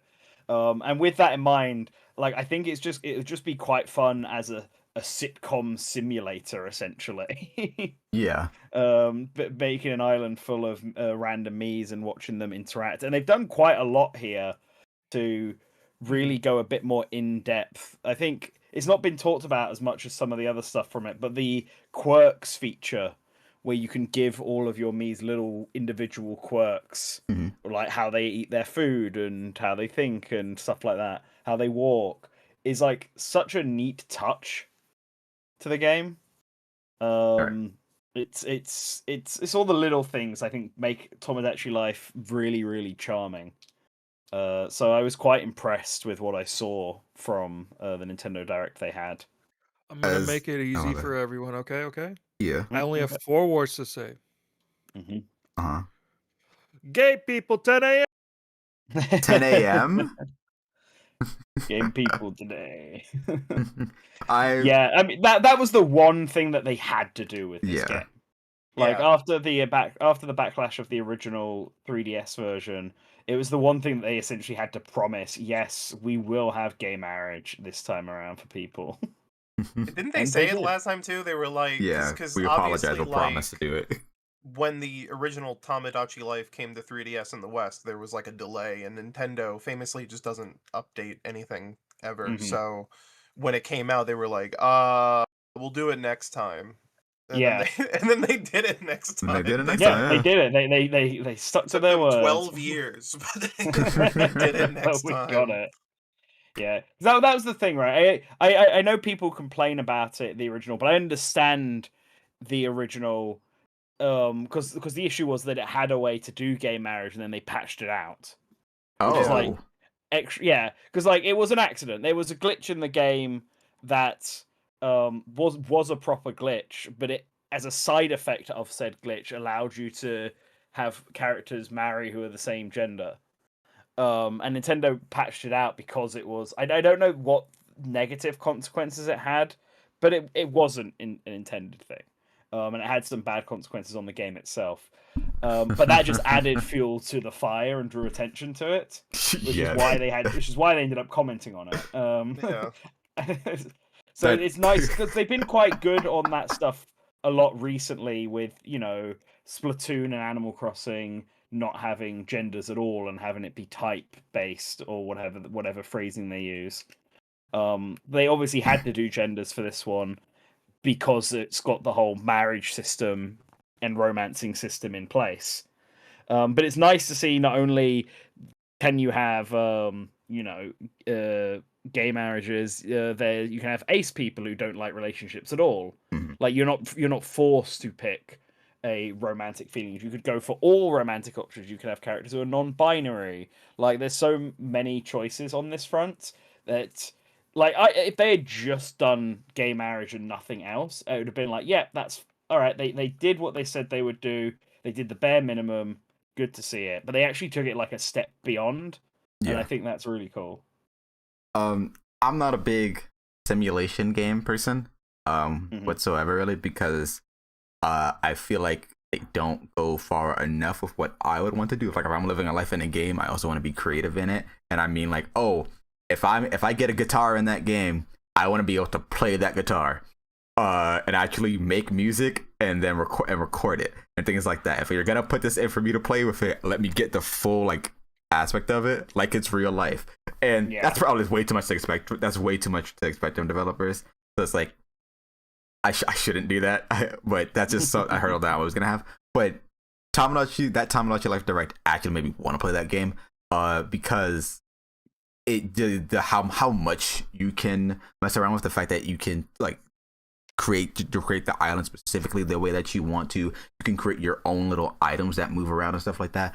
You can they don't have to look exactly like me. They can also be like a teddy bear, as they shown in the in that direct. That's a lot of freedom that I was not expecting, and it has gotten me very interested in wanting to try it. The main concern of whether I will or not is the fact that there isn't online. And I've never played the original 3DS, so I'm gonna assume that there wasn't even online in that as well, in terms of like being able to do like visit each other's islands or whatever it is in Well, yeah, Tamagotchi Life. 'cause in the original Tamagotchi Life, you had no control over the customization of the islands. There was no reason to visit anyone's islands Gotcha. because all you'd really be doing is going and looking at what Miis they've got in Mm-hmm. their flat and apartment and stuff. Right. And so there wasn't a reason to have that. Obviously, now it feels like there is. It was the first thing I thought when it was like you can customize your own island. I was like, oh, cool. Are they like incentivizing you to go like make cool islands for people to just visit, even if it's just like a diorama type thing? But no, that's not the case. It's purely a personal. It's clearly just we want people to be able to expand the island. If we're gonna let people do that, we may as well let them customize it however they want visually, Right. as well. But there's no intent for people to go and visit any other islands. Like that's not part of Which what is they're after here. a shame, because that issue that I described earlier about wanting to feel more immersed in the simulation aspect is the main reason why I don't like Animal Crossing. Animal Crossing is very cute, but after a while, and that while is not that big of a gap from when you start playing it for me, I kind of just feel like there's nothing else for me to do. There's nothing else for me to interact with. And granted, that could be because I got into New Leaf very late. I didn't purchase that game until like maybe 2015 or 2015, I think, was when I played New Leaf. So probably a lot of people were already done playing it, and I didn't have too many friends that were playing it as well. Because really, the game of that time that we're playing on our 3DSs, Smash 3DS and Pokemon games. we're not playing too much else other than like single player JRPGs. But the fact that I can, Animal Crossing has, creating your own island, a massive amount of items to purchase or find, and then create the town as you would like, and then being able to visit each other's town is an incentive for that game for me.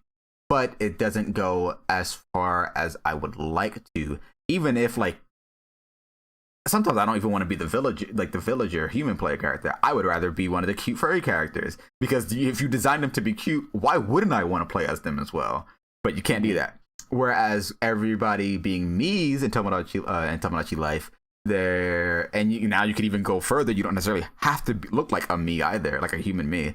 And the same amount of customization, if not further, makes me want to play that. But it doesn't have the online aspect, which would really heighten the idea of, these are Mii's, meeting each other of other players.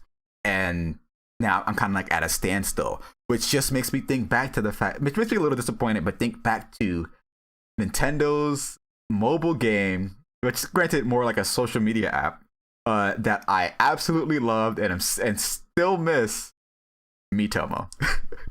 Good old Miitomo. I loved Miitomo. I use Miitomo a lot, and every day without it is like less fun.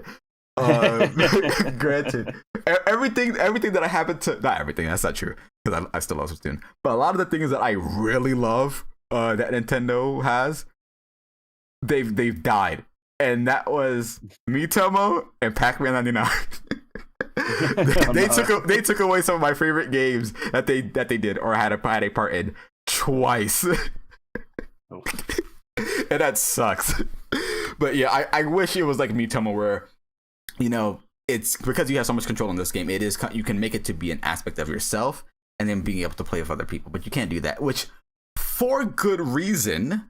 They stated that the reason why they're limiting certain aspects within Tomodachi Life, probably the online, in terms of like online play in general, but also sharing of items and Mii's, is because people have a tendency to put some of the worst aspects of the world into their games as cute little dibbies. Or it's not even that, just, you can create Mii's of other people. And the fact that you could be able to share that with a person or onto social media, where that person may see it and they don't really understand what context they're being put into or how they're essentially being controlled within a game against their will.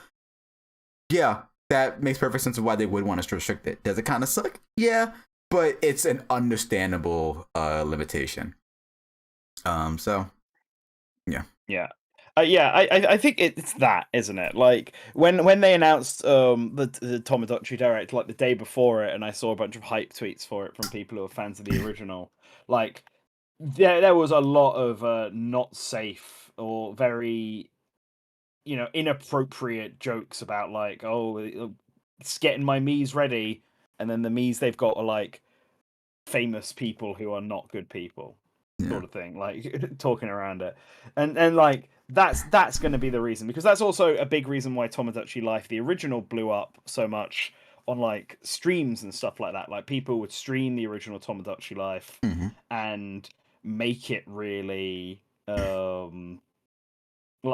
the Mii's they would make would be like Barack Obama and stuff like that. Yeah. Right. And famous figures from history that are like terrible and stuff like that, and just to see how they react, because you have no control over it, like, which is part of the fun of Tomodachi Life. You have zero control over what is happening, and people would play into that just to see what kind of crazy shit would take place. So yeah, it's yeah,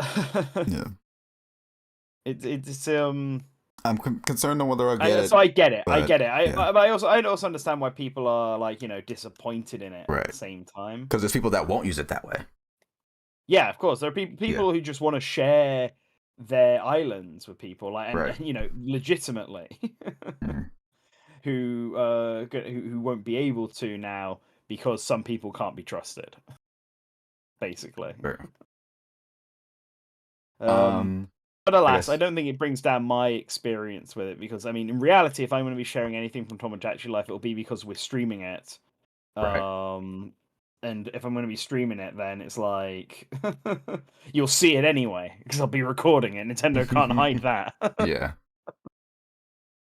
So, Yeah, oh I well. think I'm very still up on a question mark of if I get it on if I get it, if I don't get it. I would like to. I know that I in my somewhere in my heart though I would definitely love to play it because you know even from a single player aspect I can create a whole bunch of my OCs and have them do stuff, and then I can use that as influence or as such inspiration for my writing for said characters and their actual original work.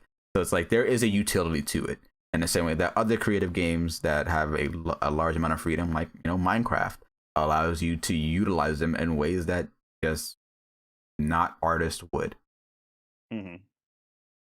So Yeah, I think it's fun to see what crazy stuff is going to end up happening.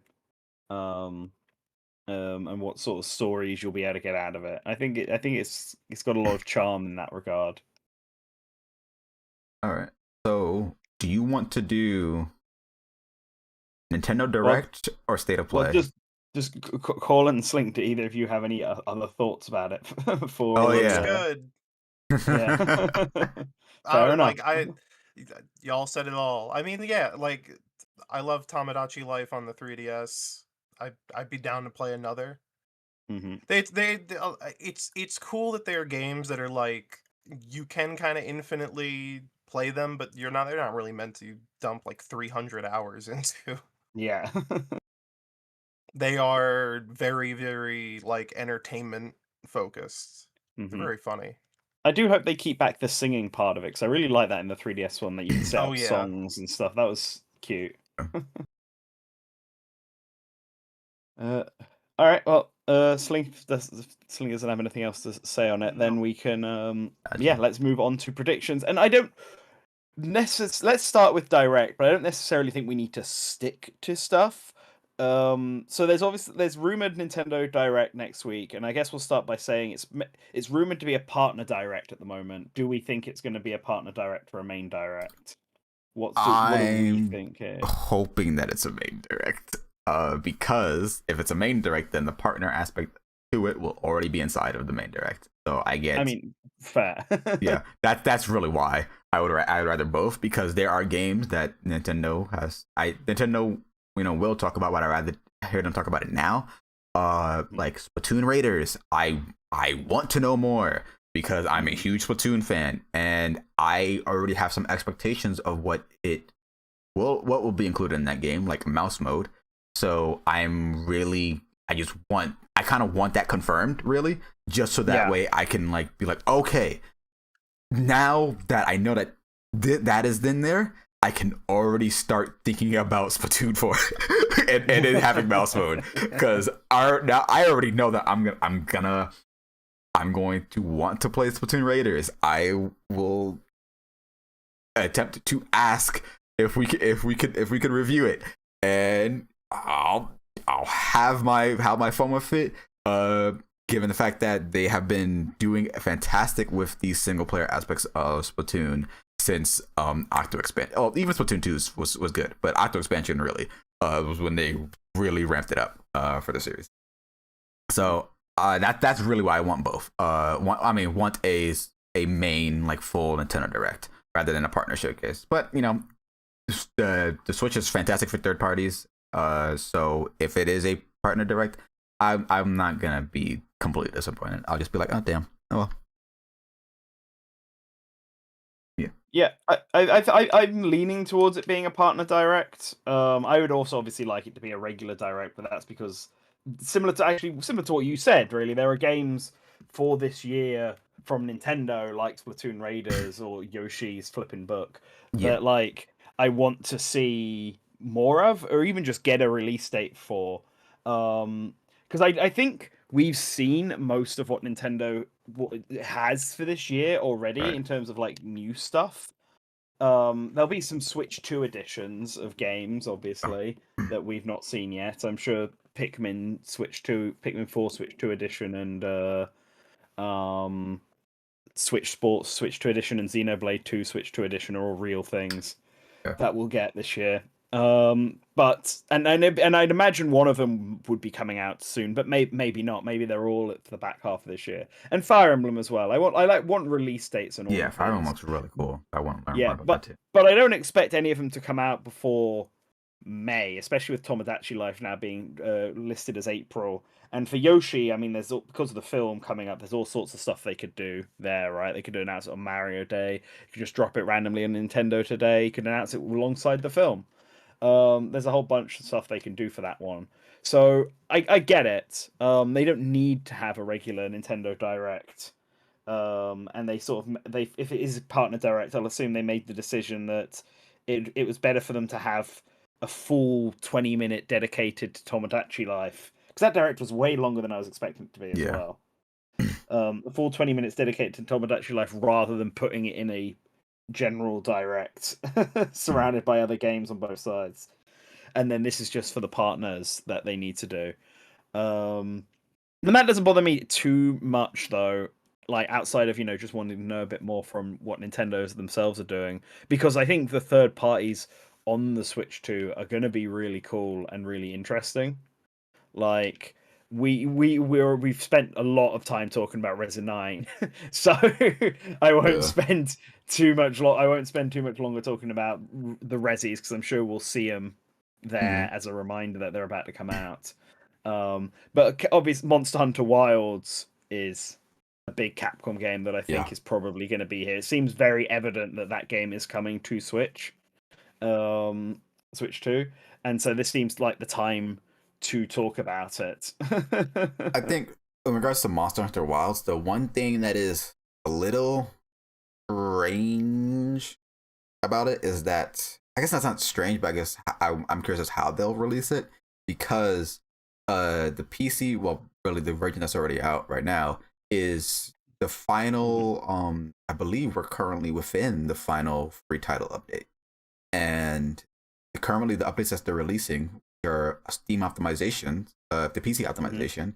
That's supposed to be like the really last thing before what is presumed to then become the full the main title expansion afterwards.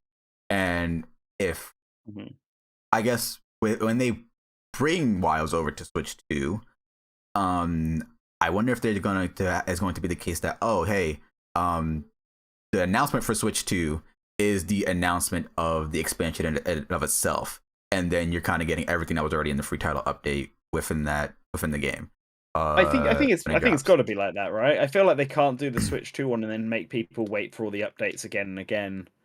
Like in order, they're going to have to release all the Switch 2 version with all the updates that's currently out on every other version at once. Perhaps because for quite a while, Monster Hunter has been on Switch first and then has come to the other platforms later.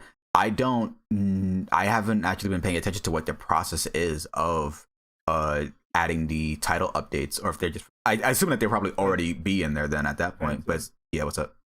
That was one game. Yeah, that was just Rise. No, oh yeah, that's right. Generations didn't come to. Yeah, Generations is. Yeah, the franchise 3DS is to just Switch. Switch. That's right. Yeah.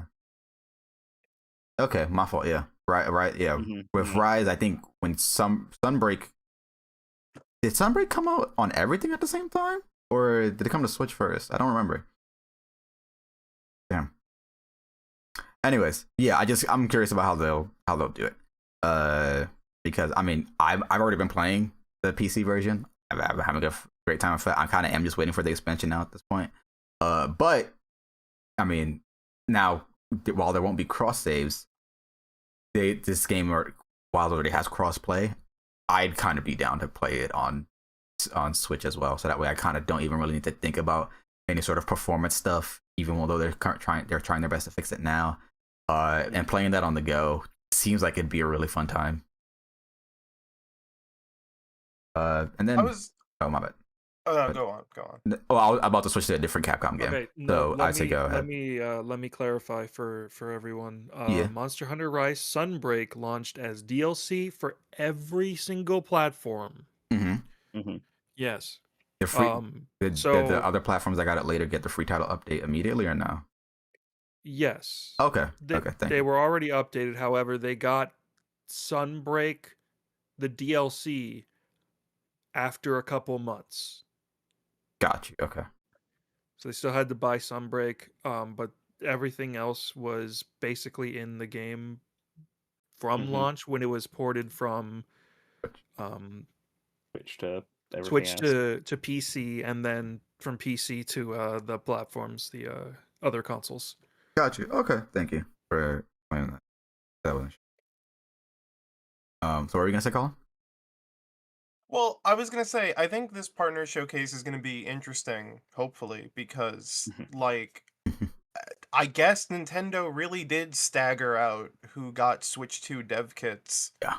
for the first 6 months of this thing's launch, which I think is like For a some big fumble bizarre on their reason. part. Mhm. I think as much as it's not exciting to get a new console and then have all of its releases be like, yeah, it's another port of a game that's been on other platforms for eons now. I think it would have been nice, it's clear that a lot of companies did want to, start putting out like updates and stuff for Switch 1 titles, or just, Yeah. get like just preliminary, something out on the Switch 2, and they just didn't get a chance to do it in the first few months. And I'm sure there's still going to be some time until we see some more of those efforts, because porting is not quick and dirty and visible work. But hopefully, it seems like with the Switch 2, it is a lot quicker and easier to develop for. You don't have to like outsource your whole porting process to another studio now. So I would just be really interested to see what games third-party devs do just want to throw out onto the Switch 2 to Yeah. show, like support and what updates we want to see. Like, would be nice to I mean, like, I think first and foremost I want to see a date for Indiana Jones. Yeah. I want to Yeah. I would like to see demos for RE9 and Pragmata, because Yeah, there is Pragmata a demo especially. for Pragmata, but it's not on console, it's only on PC right now. And they usually have a demo for Resident Evil. Like, Yeah, I think they'll have a demo for Resi. yeah, I Like, don't know if it would be here or the State of Play, but maybe. I don't... I think they've been really pushing Resi 9 with I doubt it. the Nintendo. yeah, so So I think it'd probably maybe, likely be here if they were but going to we'll do it. see. Yeah. But yeah, I would like to see, especially like some Switch 2 updates, just for, like the Doom games, or like Mm. Night Dive's releases. I really want to see Tony Hawk 1 and 2 get a Switch 2 update. Oh yeah, I don't know if that's gonna happen, but that would I know, I don't think it that will would be either, but nice. then I'd actually play it. They have it seems like they just drop those games the second they release. They just stop Mm. touching them altogether and then Yeah, move on. fortunately.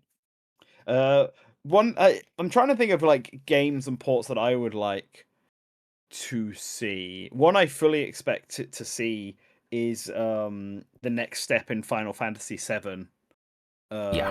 Yeah, I Final feel Fantasy like VII Part I f- 2 into whatever the fuck Rebirth. I feel like Rebirth. Rebirth isn't that like far ahead. No, I don't think so. Now that Remake is out and it seems to have done really well, I think they're going to want to announce Rebirth like immediately and then try and get that out by the end of the year, so that next year they can do the final part of Final Fantasy VII and have like parity across all Yeah, and it systems. also seems like Square Enix had no issue getting Intergrade on this. Like, Rebirth will be harder, but it seems like they know their way around the hardware. The director Naoki Hamaguchi stated, here's a quote: "At this point, we have gotten the game built. Our engineers are working hard to optimize and provide the final polish on the build. I'm hoping that we'll be able to provide more information on Rebirth on Switch 2 for the very near future. Yeah. So it probably will be not that far. Maybe like even in the summer. Yeah, I wouldn't Or I earlier. wouldn't assume so. MGS Collection Volume 2 would be big. Yeah. I think we would see a port of Delta even with that game's performance issues. I think we would see a port of Delta before Collection Volume 2. But also we might, apparently they've been working on like a big final update for Volume 1, and that Oh, maybe yeah. that includes Switch 2 enhancements, so maybe we'll see that. But Mhm. yeah, oh man, I've been playing it. If they listen, my big fear right now is that they announce MGS Collection Volume 2 and it has Peace Walker HD in it, but they take out the co-op. If they would be leaving so much money on the table if they cut out the co-op from Peace Walker. They need it. They need it. It would be the best game on the Switch too. Like bar none. Oh, I love Yeah. Peace Walker. Ooh, I love Peace Mhm. Walker. Yeah. Dale says he questions whether Rebirth is in a presentable state. Yeah, I think it's fine. I don't see any reason why they weren't working on Remake and Rebirth sort of simultaneously, but with a bit more emphasis on remakes. It has to come out first. Like I'm sure it's fine and presentable and think- near completion. Like I don't really see why it wouldn't be. I don't know how recent that Final Fantasy quote was. The It's 30th. like I feel like okay, I feel like I don't, it's possible that it might not be announced here, but I wouldn't put it out of the realm of being announced in the next like 3 months, you know? Like Yeah. that's Mhm. And Yeah. like an actual like video announcement, because in the creator's voice that they did with Hamaguchi, he directly stated we plan to bring the trilogy of Final Fantasy VII remake series Mhm. to Switch 2, and then also just supporting Final Fantasy on Nintendo Switch 2 in general. So like we know it's coming. It's already in the sense that it's already been announced to be happening. Just okay. Now we just have to see it, really. Yeah. Will they get? I don't think we'll get any other Final Fantasies announced though at this presentation yet. Like I don't think we're going to see Final Fantasy 16 or Strangers of Paradise or anything like that yet. no, Well, and I would say the same I don't thing think about Stranger of like Paradise would ever happen. To be You completely never know. honest. If they did, Spoiling I'd be Final really happy. Fantasy. I'd be really I happy if they would- did. But I think actually 16, if not Rebirth, 16 would be next, because Yeah, I think 16 yeah. makes sense to be next after the Final Fantasy 7 stuff. I would also say the same thing about Resident Evil. Some people think they might announce like 2, 3, 4 make, but I think they're going to focus on Yeah, not yet. Yeah, Like not those yet. will Have definitely coming be out. coming, but yeah, don't overblow yourself. And Square has other stuff as well, right? Like Square has the Misadventures of Elliot or whatever it's called that they announced. Oh, in Adventures of that Elliot. previous, yeah. Like we need an update for that and probably get a release date of that as well. I haven't played the demo Like, yet, actually. I haven't I played still the have to demo do yet, but that. everyone has said it's really, really good. So I've heard that too. and like in the absence of potentially as any sort of Zelda game this year, I think this is going to be like the closest thing we get from a big company anyway. So I think that could potentially be a big one. I don't know when it could release, but I think it will be. Onimusha was not announced for Switch 2 Weep Slayer. Not yet. And then Square also tend to announce some sort of new random project. Like, don't they have a pretty consistent track record of announcing a new game at every single Nintendo Direct, and it's always like a sequel or weird side game to something that's no one's ever heard of? Yes, like with the saga, like the romancing series. Yeah. I don't know how certain something like that would be currently, since they kind of changed up their business plan. Like they want it to be big titles that are coming to all platforms rather than exclusivity. And I think rather than like multitude of small titles that kind of are just on some platforms and are spread so thin. So maybe they would, and it's just a big game that comes to everything, or maybe they won't. I mean, they're already kind of like getting back on track with, at least on the Switch side, because they have to release those games now, since it's behind otherwise. But I'm not completely sure. Aside of stuff that's already been announced, I'm not sure what they would even announce at this kind of point. Well, Because I already feel like they have done a lot too. They've got a bunch of really random titles that, and I think people don't realize they're Square Enix, Like, but they are. Like, it was announced in a previous Nintendo Direct, but they have that like Paranorma site. that's on game, Switch. If you've heard of it, yeah, it's on Switch. Yeah, I literally just bought it today on PC. yeah. So the Paranorma site, I'm pretty sure it was announced in a Nintendo Direct. And that's meant to be really good. Like, I'm pretty sure it got like 80s or something in its reviews. But it's been enough time since that first one came out that a sequel to that could potentially be announced. Like fucking Paranormal Site 2. Like these are the type of games I'm thinking of. Because you're right, they did change up their whole business model. But I think when you take a step back and look at it, what that probably means is that they're not going to do so many games by team by the Harvestella Everyday Life, whatever that game was called. Various the Bravely Day Life. Default people. Yeah, Various Day Life. Like Okay. that genre of what is happening. Okay. Mm-hmm. Yeah. Picture in your mind a sequel to the greatest game ever made. Oh, Okay. That's right. Kensei Fujinaga is back. We're getting The Quiet Man Part 2. The Quiet Man Kiwami. Ew. The They had quietest a green man. filter. It's not even quiet anymore. Now it's loud. Bro, that game is already green. They're gonna make it like We're gonna make it Purple. it's gonna look like Simpsons radioactive sludge. Yeah, I think go ahead, generally, I think generally, I would just like to see. I don't know. I would like to see the big hits of 2024 and 2025 get quickly pumped out for the Switch 2. Just to like. I think it's interesting that like with Capcom we and like the 007 game like and Final Fantasy Part 3 like we are going to see like more devs actually focus on delivering kind of day and date with the Switch 2. Yeah, And I feel like because they did not give anyone any dev kits for the first 6 months, it's like there was no way for devs to actually like seal that deal except for, you know, like a Tony Hawk or a Raidu Remastered or something. Yeah. Or Shadow Labyrinth. So, like, you know, Silent Hill F, like, stuff like that. Like, Doom the Dark Ages.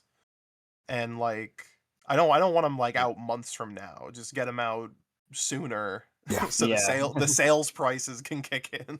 Yeah. Claire Obscure Expedition 33 is another big one because I'm pretty confident that game is coming to Switch 2. And that's like obviously it was Game of the Year last year. I think that's a big one that they could announce in this direct. And we know Kepler already there because of that Orbital. Chinese interview with Orbitals, which we know Orbitals is there. So Yeah. Like it sucks to think that there's a possibility of games that are like really really really new that could release and like come out for the Switch 2, but they won't just cuz like their development periods have ended and like people have moved on and such. Like the fact that they've already like deconfirmed like Baldur's Gate 3. Yeah. It's like that sucks. Like this it's like what. Yeah, that stuff just unfortunately happens. Like, Yeah. It's a shame. Death Stranding, yeah. Death Stranding 1 and 2. Yeah, But, Death Stranding 1 more would be an likely the first interesting one would be big, yeah. Yeah. Like I could totally see that coming to Switch. Obviously not everything needs to be announced right this second, but Yeah. that's definitely something I could see. That would be another big name to get. There's a few games that are coming out in general, or that I would like to see here that are kind of already announced for at least Japan. So specifically talking from NIS, Curon Machiaism, the 3D action game that is by the Disgaea team. Although it looks like a 3D 3D NIS game, I'm still very interested in it because it has aspects from a multitude of games that they've created before, so not just Disgaea, but also even like Makai Kingdom, in terms of like certain aspects of how attacks work. That just leaves me interested. And also I like Dynasty Warriors, so creating a game that is kind of combining the strategy RPG elements that I like from Disgaea and then also 3D action hack and slash that is similar to a Dynasty Warriors game. That's a fusion that I'm really into. And then they also already announced the third title within the their storybook series, like the Liar and the Liar Princess and the Blind Prince, like that. They're doing a third one, not like a third one of those games in those styles. I don't remember what it's called, but that has been announced now. So I'm looking to see those get dated for English release, and if it's a partner showcase, I think that would probably be here. Definitely Curon Machiaism, because that comes out. Okay, my fault. It came out 3 days ago in Japan. Oh, So yeah, at this point, I feel like a release date is just in order. If they plan to bring it in, I don't know why they wouldn't. But and then Mega Man. I think Mega Man should be here. The Dual Override. I know that's not NIS, but Capcom at the Capcom. I think Dual Override would be, see, you know, I don't nice. think Dual Override will be here for the simple fact that like it's a 2027 game. Yeah. They've got loads of time before they Yep. need to show anything else off of that. I think title. more like because it's not like it needs to be announced for the console, because it already was announced for both Switch 1 and Switch 2. I guess I'm just more like, if you want to show something for this new game that's going to be releasing next year, you can just show a little bit, and I'd be happy with just that little bit. See, I just But don't granted, think they are they're doing gonna the contest right now, so probably not. Yeah, the contest is running right now. Like I think that's probably at most they would say. I just don't think they need to say anything for it. Yeah. Dale did remind me of a few games though, like Elden Ring. Yes, That was another yeah. big game they announced that we don't have a release date for. When I Right. tried it at Gamescom, it was pretty rough, but I'd like to see what it looks like now. And Mhm. We're gonna announce that the it's- date for the Elden Ring port, and then announce that the Night Rain port is in like 2 years. Oh. Like I just want to see a bit more on that because Elden Ring's another one of those big games I've been waiting to play, and I'll play it Yeah. on Switch. I want to play it on Switch 2 ideally. So it sort of depends on how it ends up being, because I didn't have much hopes after trying it out, but clearly they know that, and that's why they're Yeah. taking their time with it. They delay it. Similarly, I'm sure even though it's a partner direct, we'll probably see Duskbloods and get an update on Duskblood, Yeah. because even though that's like Nintendo, technically, sort of, it's a game being made by FromSoft. FromSoft. Yeah, that's the name. So we could definitely see. In fact, I would say there's a better chance of Duskbloods getting some sort of update during this than a lot of else of what we've talked about. And Metaphor ReFantasio is another good shout from That would be really. Dell's. That it's now that Persona 3 Reload came out on Switch 2. I feel like any Persona 4 stuff probably wouldn't get announced at a direct, but that could be something for a state of play, potentially. But a Metaphor port, yeah, I totally see that. I totally buy that popping up. Can't think of any other. I mean, there's always new games as well that could be announced. Yeah. I think, like we were talking about, devs have gotten dev kits later than would be preferred, so they're still gonna have to even catch up with the games that they wanted to release, that are older titles. But I'm really very interested in seeing what new will be done for Switch 2, even if it's not exclusive. Just as long as it's a new game that's coming to Switch 2, I'm curious. And like not already announced, because like if Onimusha got announced here, that'd be like, okay, cool, but I've already known about this game for a while. I'm talking about like brand new games, like in the way that we saw Orbitals at the Game Which and the reason why Orbitals is exciting to me is not just because of what it is, but also the fact that it is a Switch 2 exclusive. It's not that as if it needed to be. It just is one, and it's like, okay, that's cool. I want to see more of that kind of stuff happen. I'm not sure exactly of like what like pre-existing franchises or anything like that. I can't really say.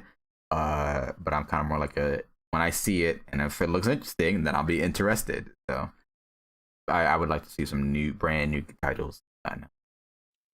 Maybe we see a trailer for Fatal Frame. I don't know.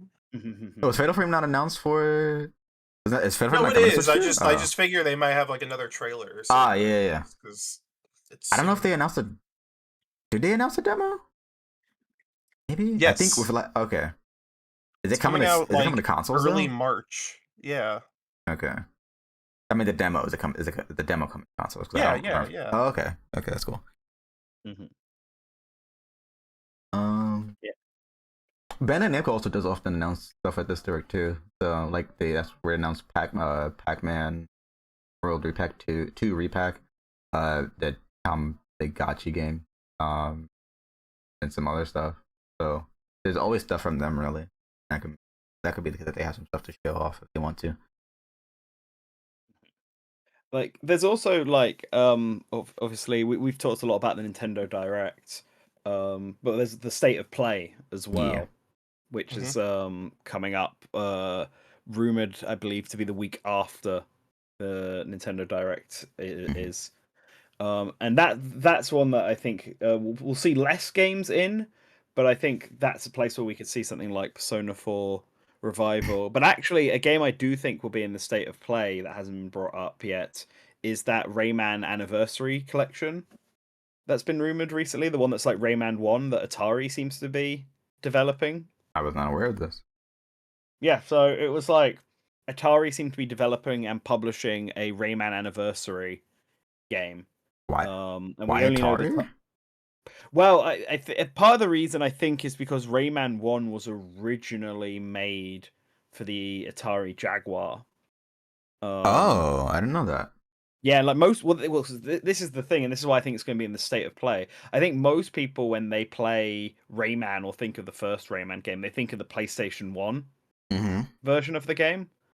And so Rayman's often associated with Sony, even though I think that's like the second version of that game. I think it came out on Atari Jaguar first. It was originally planned for Super Nintendo, and then that version got cancelled. Then it came to Atari Jaguar, then PlayStation, then Game Boy Advance, I think, after that.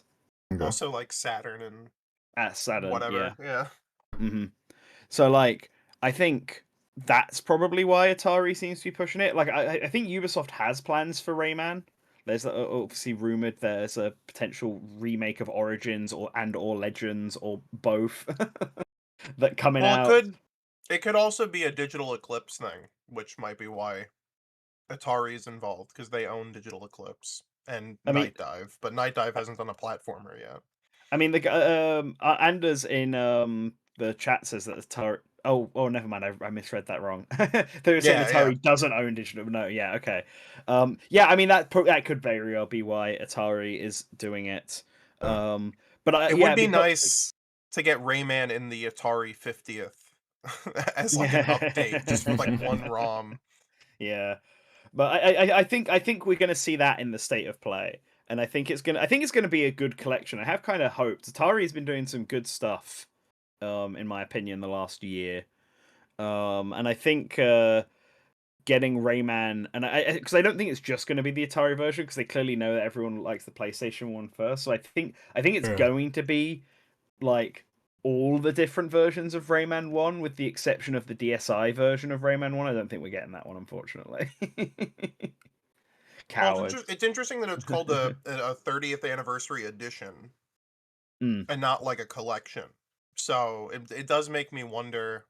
It could also just be like a shitty remake or something, but who knows? I mean, possibly. That's also a possibility. But I want to. I mean, maybe even if there is a remake, I want to hope that there's also like the ability to swap to a version. You know, like sometimes you get like the the Monkey Island remake that let you press a button and immediately swap. Yeah, I was thinking about the Wonder Boy. The Wonder Boy remake remaster thing. You can Yeah. swap graphics in it. Croc. Like Wow. I wonder if you're able to. Maybe it's like a remake, but you're able to swap between the different versions. Although I don't know what graphically the difference is between the Yeah. Atari, PlayStation, Saturn, and Game Boy Advance one is. Game Boy Color, I could understand, sure, but I don't. I also hope there's more development stuff that you tend to see in those sort of these kind of anniversary packages, because I think Rayman on the Super Nintendo, the cancelled prototype of it, is like one of those really interesting games that we don't know enough about. So it'd be super neat to like maybe see some development stuff from that, like actual footage and stuff that you can unlock in a gallery or something. Because I feel like we've only seen crappy magazine scan photos of I mean, Rayman on the Super Nintendo. given Atari's interest with including that type of stuff in the Bubsy collection, probably, and of course the digital clips went really deep in for the Mortal Kombat Legacy collection. They probably would do that as well. Exactly. Yeah, Rayman. people thought they would put the uncensored SNES version of MK1 on that Mortal Kombat collection. That's also Digital Eclipse, right? Yeah, it is. Yeah. So I think it'd be super neat to see this kind of stuff from Rayman, and maybe this will be the maybe this will be the like kickoff it needs to bring Rayman back with these rumored games that Ubisoft is apparently working on. Maybe we start the anniversary here and we'll get more later down the line. For the state of play as well, it was mentioned by Slink. When who said it before? Who was it? Was it? I can't even. Okay, well, somebody in the chat said it. Sorry. That I can't find exactly who said it, but Deus Ex, that port, the Deus the Ex remaster from Aspyr. Yeah, Aspyr. That's how you say their name, really? I believe so. I think that's the that's the idea. Okay, Aspyr's port of remaster of Deus Ex that got delayed, so Yeah, 'cause it didn't look too good. yeah. So hopefully, if that does appear there again, it looks better. I'm not a Deus Ex person, but I could change.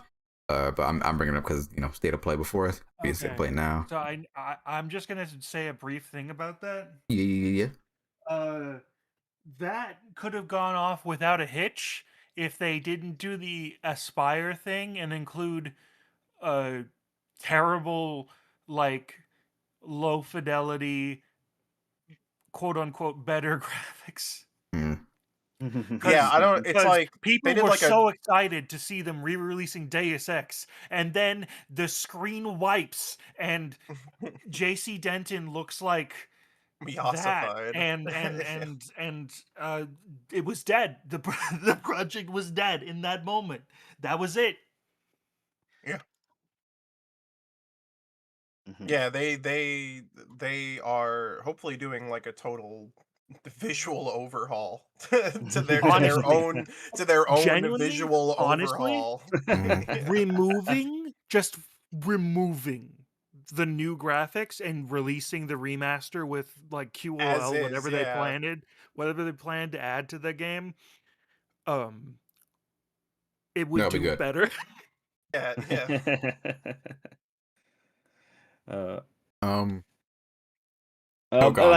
Also. Oh yeah, Tokon. Yeah, we'll see that in the state of play for sure. I hope so, because that's what we said last time, and it wasn't there at. Well, it was there. They talked about the fact that they added a new stage and they're doing another beta.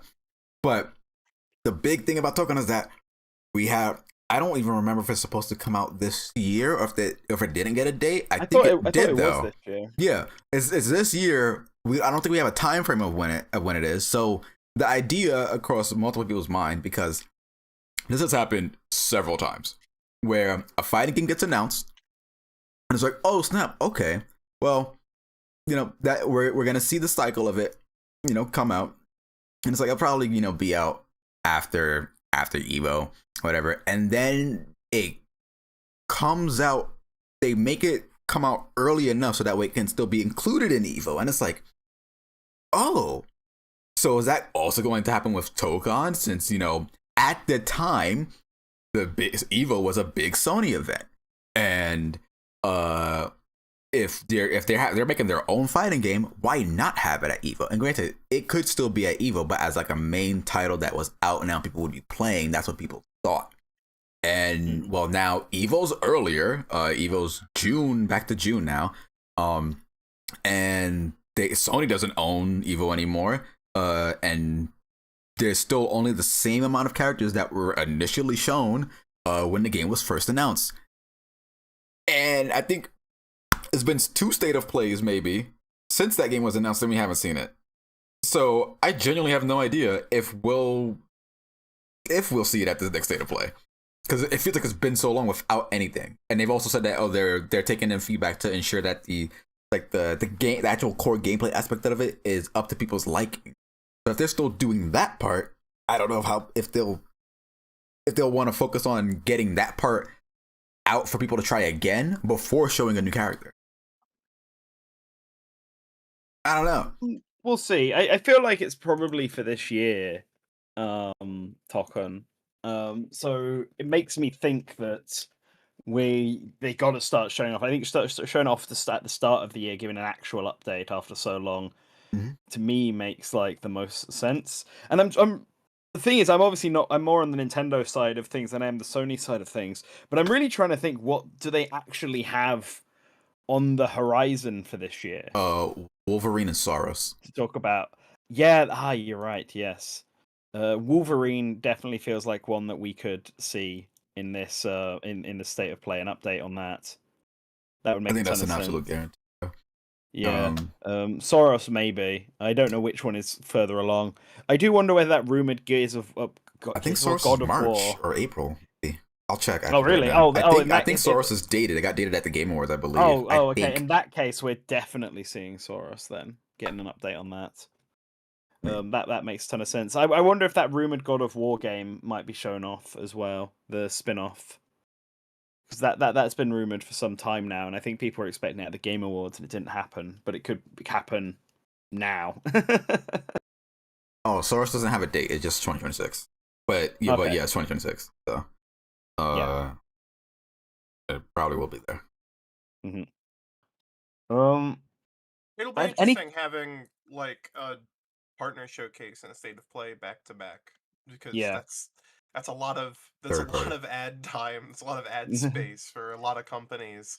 And it feels like, especially a lot of the Japanese companies have been largely quiet since like TGS.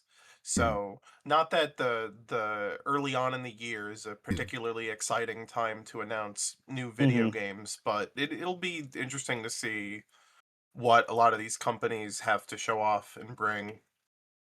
If they do, we could just get 2 totally mid shows.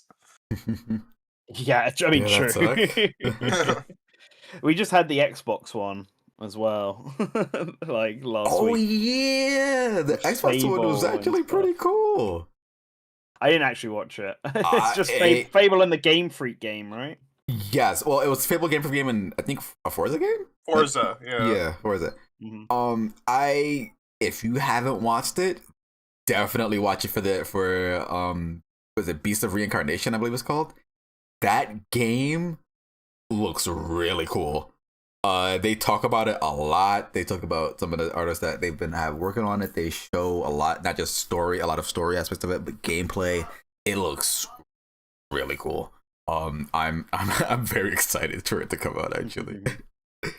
Nice. Definitely check it out. Really, and you can wishlist it now. I'm gonna push it that hard. Please wishlist it, because this is their Gear Project game, actually. So like how Little Town Hero, Gear. What was the other game? Tembo, the Baddest Elephant. There's another game that they made that is on PC and it came to Switch later. I can't remember the name of it at the moment. But yeah, this their Gear Project games basically, and they were working on it for like I think it was 6 years. They said. So, the what's shown in there is kind of a step above everything that they've ever done before, and it definitely looks worth it.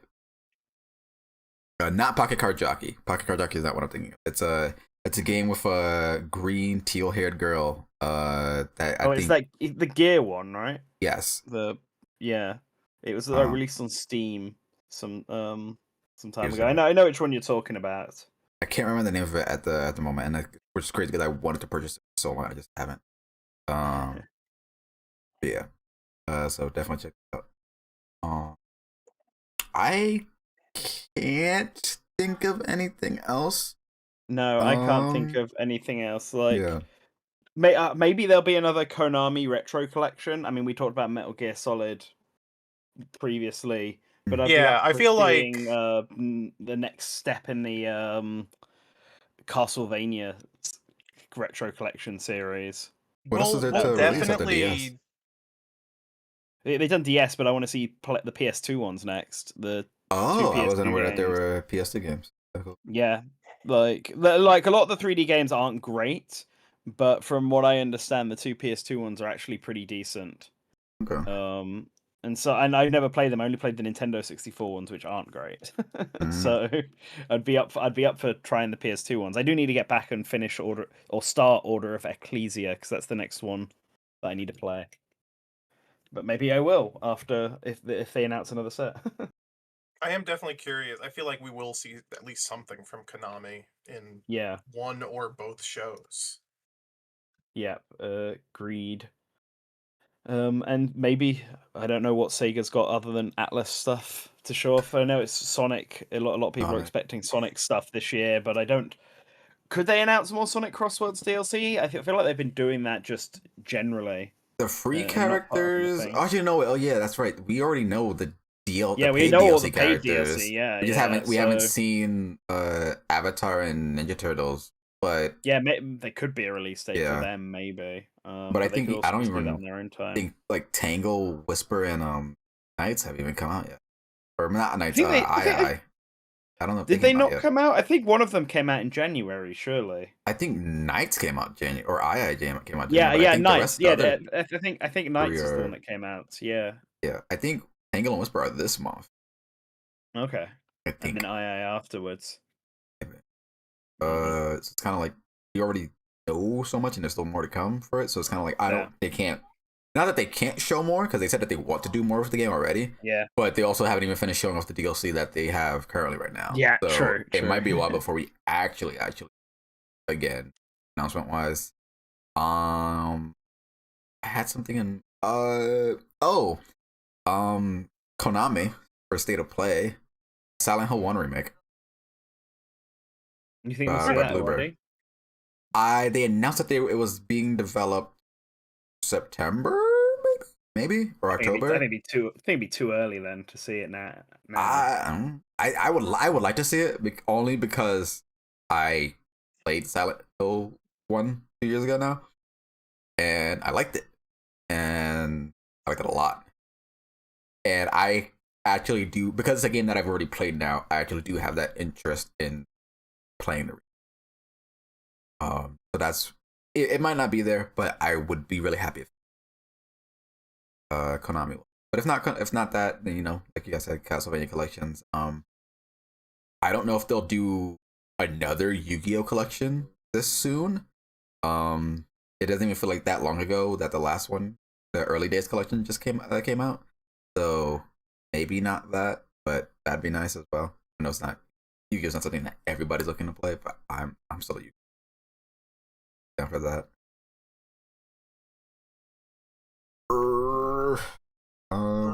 Yeah, I can't really think of anything else because Street Fighter Alex doesn't come out till March. City of the Wolves already announced their thing, but also I'm completely done with City of the Wolves. Well, I mean, I was already done at the start, really, but I'm completely done with it now. What other? Oh, actually, this would be a complete long shot and heavily doubt from either platform. Now, if they wanted to do Nier Replicant on Switch at a partner showcase, I'd be 1,000% happy. That's a good show. I haven't played Yeah. Nier Replicant yet. Now, but they have it was, or maybe we're still within 10th anniversary of the series, and it seems like there was still more to it aside from the concert that also just happened. A new Nier game, or even if not a new Nier game, but Nier Reincarnation, the mobile game, releasing an offline version of that, I think would be fantastic. Because now that it's gone, and it's a canon game as well, it's important story. And if you have part of that story missing, that's kind of a problem. So I think that that more than a new game, to be completely honest, get Reincarnation out for an offline version. And I think that's all of the predictions I could really have for anything. I think anything else that kind of would interest me is way too far away, because Yoshi P has talked about, I would like to bring Final Fantasy 14 to Switch 2. But then also at the same time, there is a mobile version of Final Fantasy 14 being developed, and I don't know if they would go the route of, it's Switch 2, so they literally could just put the original, the Final Fantasy 14 that is, that everybody is playing on Switch 2, and it's already also on consoles as well. But I think that's gonna be still way too far out for something like that to happen. And that's yeah. So in terms of reasonable of time predictions, I don't really have anything more that I already said. Yeah, me neither. I don't know. Slink, Colin, do you guys have anything in mind? Nope. Otherwise, I think we can probably start wrapping this up. It has nearly been 3 hours after all. There was one thing I wanted to ask if you guys were interested in looking at, because it happened while we were streaming. What's that? Tekken's Tekken 8's World Tour Global Finals top 8 is happening right now, but before that, the Harada came out on stage, who is now no longer part of Bandai Namco. He's left. Mm-hmm. They announced he came on stage to, of course, announce something. I'm assuming it's season 3 because season 2 just ended. But if they said that there's gonna be an announcement, and also this is kind of his goodbye to Tekken. So if you guys wanted to watch that, we don't have to. But if you guys want to watch that for a few minutes, I'm not gonna watch it. You can stay on the stream and watch it with people, but I might go and start preparing myself dinner. Gotcha. Oh yeah, that's right. Time zones. Time zones be like. But yeah, no, I'm good. Yeah, I think with that I might drop off. In terms of reacting to the general direct, assuming it's a Thursday as it always is. I don't know if because I'll be at work when it happens, so it's all about whether or not I can get time in my lunch break to watch it or not. If it happens, I'll be calling out of work. Yeah. So we will probably do a live stream to it, as we do with every Nintendo Direct. We will be there. Yeah, but whether or not I'm there live, if I'm not there live, I'll record my own, like I did for the Tomodachi Life one after work, and then just upload that. As for the State of Play one, we usually don't record State of Plays. So even though we did predictions here, I don't think unless people wanted to, but it usually isn't the case that we do that. Granted, they also happen later in the day, so it's not like I would need to call out work. But I think that I will stay on to watch the Tekken stuff. But other than that, that has been our return to the Morning Source Gaming. Yippee! Woohoo! I guess one thing we won't spend 5 months before the next one. I guess that's kind of one thing that I guess we should talk about, maybe if we even have anything to say on it, since we've been gone for so long. And I'm asking this to you guys, as in Colin, Nanta, and Slink. How often do you guys want to be doing GMSGs? Do you want to do them? Because before we used to do them weekly. Okay. And then we kind of trailed off from doing that. Every time we do a Good Morning Source Gaming after time has passed, a lot of time has passed since the last one, we always say at the end, let's do this more often. So I'm not going to say that this time. Yeah, right. See you all in February of 2027. I think let's Let's not aim next for week. let's aim for you. Yeah, you got the stream next week, the roster stream. Yeah, so, roster stream is next week. Well, Yeah. and if when a direct happens, we'll be reacting to the direct, and we'll be literally giving our thoughts within the direct. So Yeah. like, we could do it like maybe at the start or end of a month. And I'm not gonna promise that, but I'm saying we will try to do these with as much as we like doing them, because we do love doing these. We do love doing it, but sometimes, you know, not everybody's schedule is aligned. Sometimes people want to do it, but also there's not enough people that also want to do it as well at the same time. So it would be like a one person show, which would be harder to do. So I think the point has come across. yeah. Well, Yeah. there will be another GMSG. When? You'll see it when the live stream is up. Yeah, basically. Yeah. Okay. All right. I think ready to get up and stretch my legs for a bit. Yeah. So, thanks everybody for spending your morning or early afternoon here with us. Now I'm gonna go make myself some dinner. Bye, Nantan. Bye bye. Have a good one, everybody. And remember to return to the source. Yeah, always remember to return to the Got source. it. Got him. Got him. See ya. All right. All right. So while these people leave, get out of here. You know, we don't, unless you want to watch with me, of course. Okay. No, goodbye. I'm getting out. See ya. Damn! Bye. Damn! Okay. So, yeah, let's watch the Tekken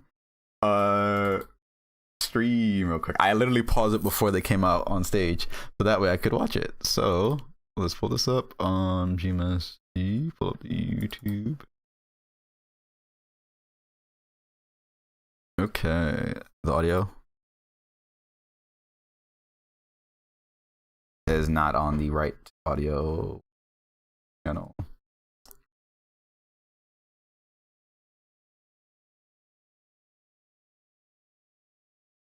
Box. Okay, here we go. Okay, so let me turn this down so because it was pretty loud. Yeah. We're just gonna watch the season 3 or whatever announcement, and also, you know, Harada's goodbye to Tekken. Even though he's already said his goodbye, his actual goodbye. All right, so let's get right into it. But before we get into that, we have something very special for you. So it is my honor and privilege to welcome onto this stage Michael Murray and Harada-san. I genuinely wonder if for later Tekken, you know, tournaments or World Tours, if he actually will continue appearing. It seems like he won't, because he said like this is like a final goodbye type of thing. But it would be great to see him, you know, every now and again when we could. Even though he's not, you know, he won't be the like literal face of Tekken anymore. He'll always be Legacy was.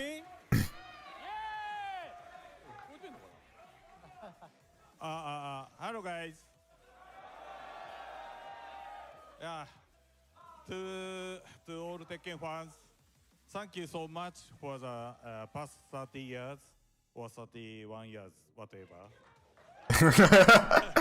Thank you. That's a crazy looking trophy. By the way, it's kind of funny because I've already left Bandai Namco, right?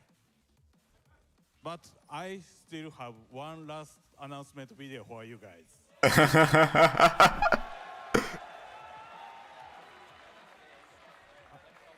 Are you ready? Oh wow, that they not a longer speech. Come on. Oh, okay.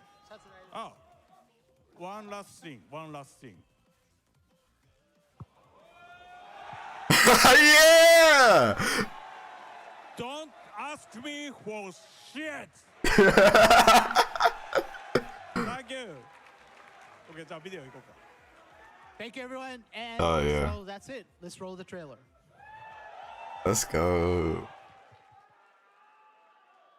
Peggy 16. season. They're probably gonna do the next World Tour stuff as before they get right into season 3, I assume. Let's figure out how these things go.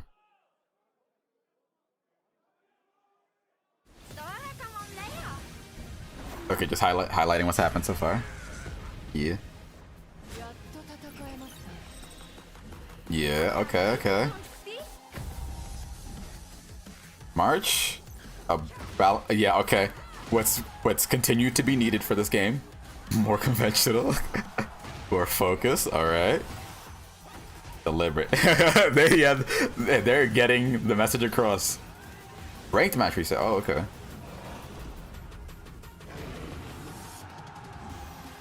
May. Tournament begins. Oh, it's a tournament season for 2036. Oh, that's right. Last time they showed everybody off. I guess they're gonna show everybody again for season 3.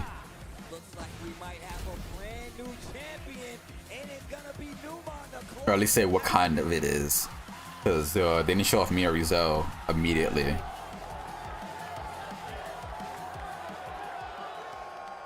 Okay. Character number 1. Okay. Late spring. Kunimitsu?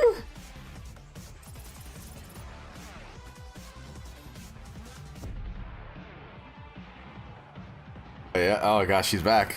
That was okay. Another Tekken 7 DLC character that is now gonna be Tekken 8 DLC. That's a bit much. Okay.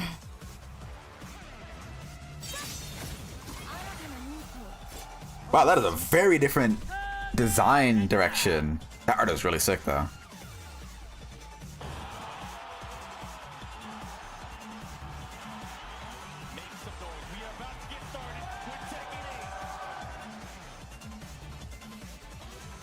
Nice.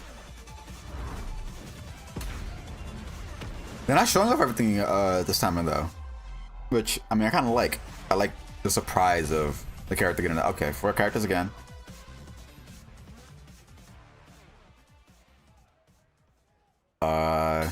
Yeah, I thought so. Okay, yeah, they are showing that. The next 2 characters though. Okay, not the last one. So maybe the last one's a new character again.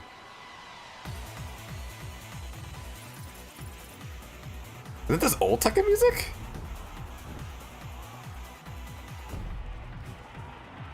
Oh, I don't remember his name. He was in the Negan trailer. He got his ass whooped. Bob. What? Oh. That is some really nice art. Wow, okay.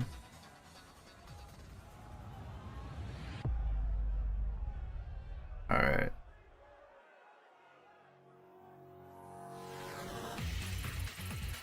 From Australia? I wouldn't know. Question mark? What do you mean? Oh! Oh my gosh. Okay, I thought it would be like the kangaroo, but I was like, I don't want to sound like an idiot. Okay. What the hell? With that's cool. Adding some more of the wackiness. It's even more wackiness into Tekken. That's dope. And one stage. Okay, one tier. Okay. Oh, okay, an extra, what, day or 2 of early access? Nice.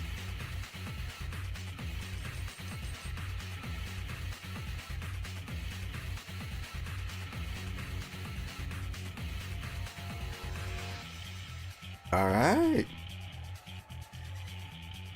I assume the stage is going to be character tied, which is probably why they're not showing it. So I'm just going to continue assuming it's a brand new character. I'm in tears, man. I'm in tears, man. I was crying. Oh, wait, the camera's yo, not it's on. okay, it's I took okay. tears. My man is affected. Bob! Bob is back. That was his character. If you know, it's okay.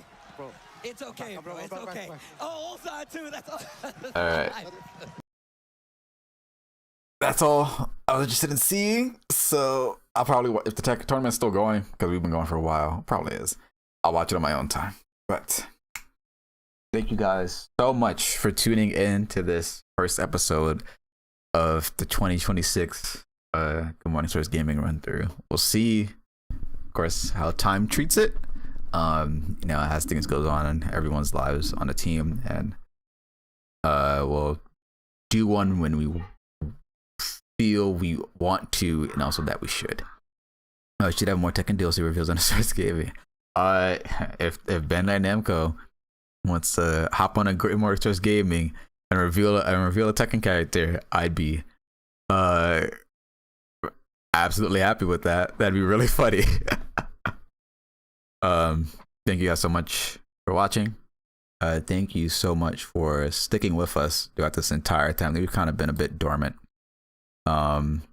Dormant webs of YouTube channel wise. You can always check out the Source Gaming website where we have many articles actually go out. One of our most recent ones being a article for Tanabe-san, given his rumored retirement within Nintendo Dream. So we did an article about some of the games that he's worked on as appreciation and tribute to him. So check that out on the website, and definitely more to come, and also more that you probably might not have already read. Like for instance, my Pokemon Legends ZA review. I'm pretty sure my Legends ZA review is there. I don't think I actually did one. I don't recall doing one on a video one because I was waiting for Mega Dimension. That's why. All right, so ignore that background noise. Okay. But thank you guys so much for watching. See you guys later. Oh wait, that's right. Always remember to return to the source. That's how you say it. Always remember to return to the source.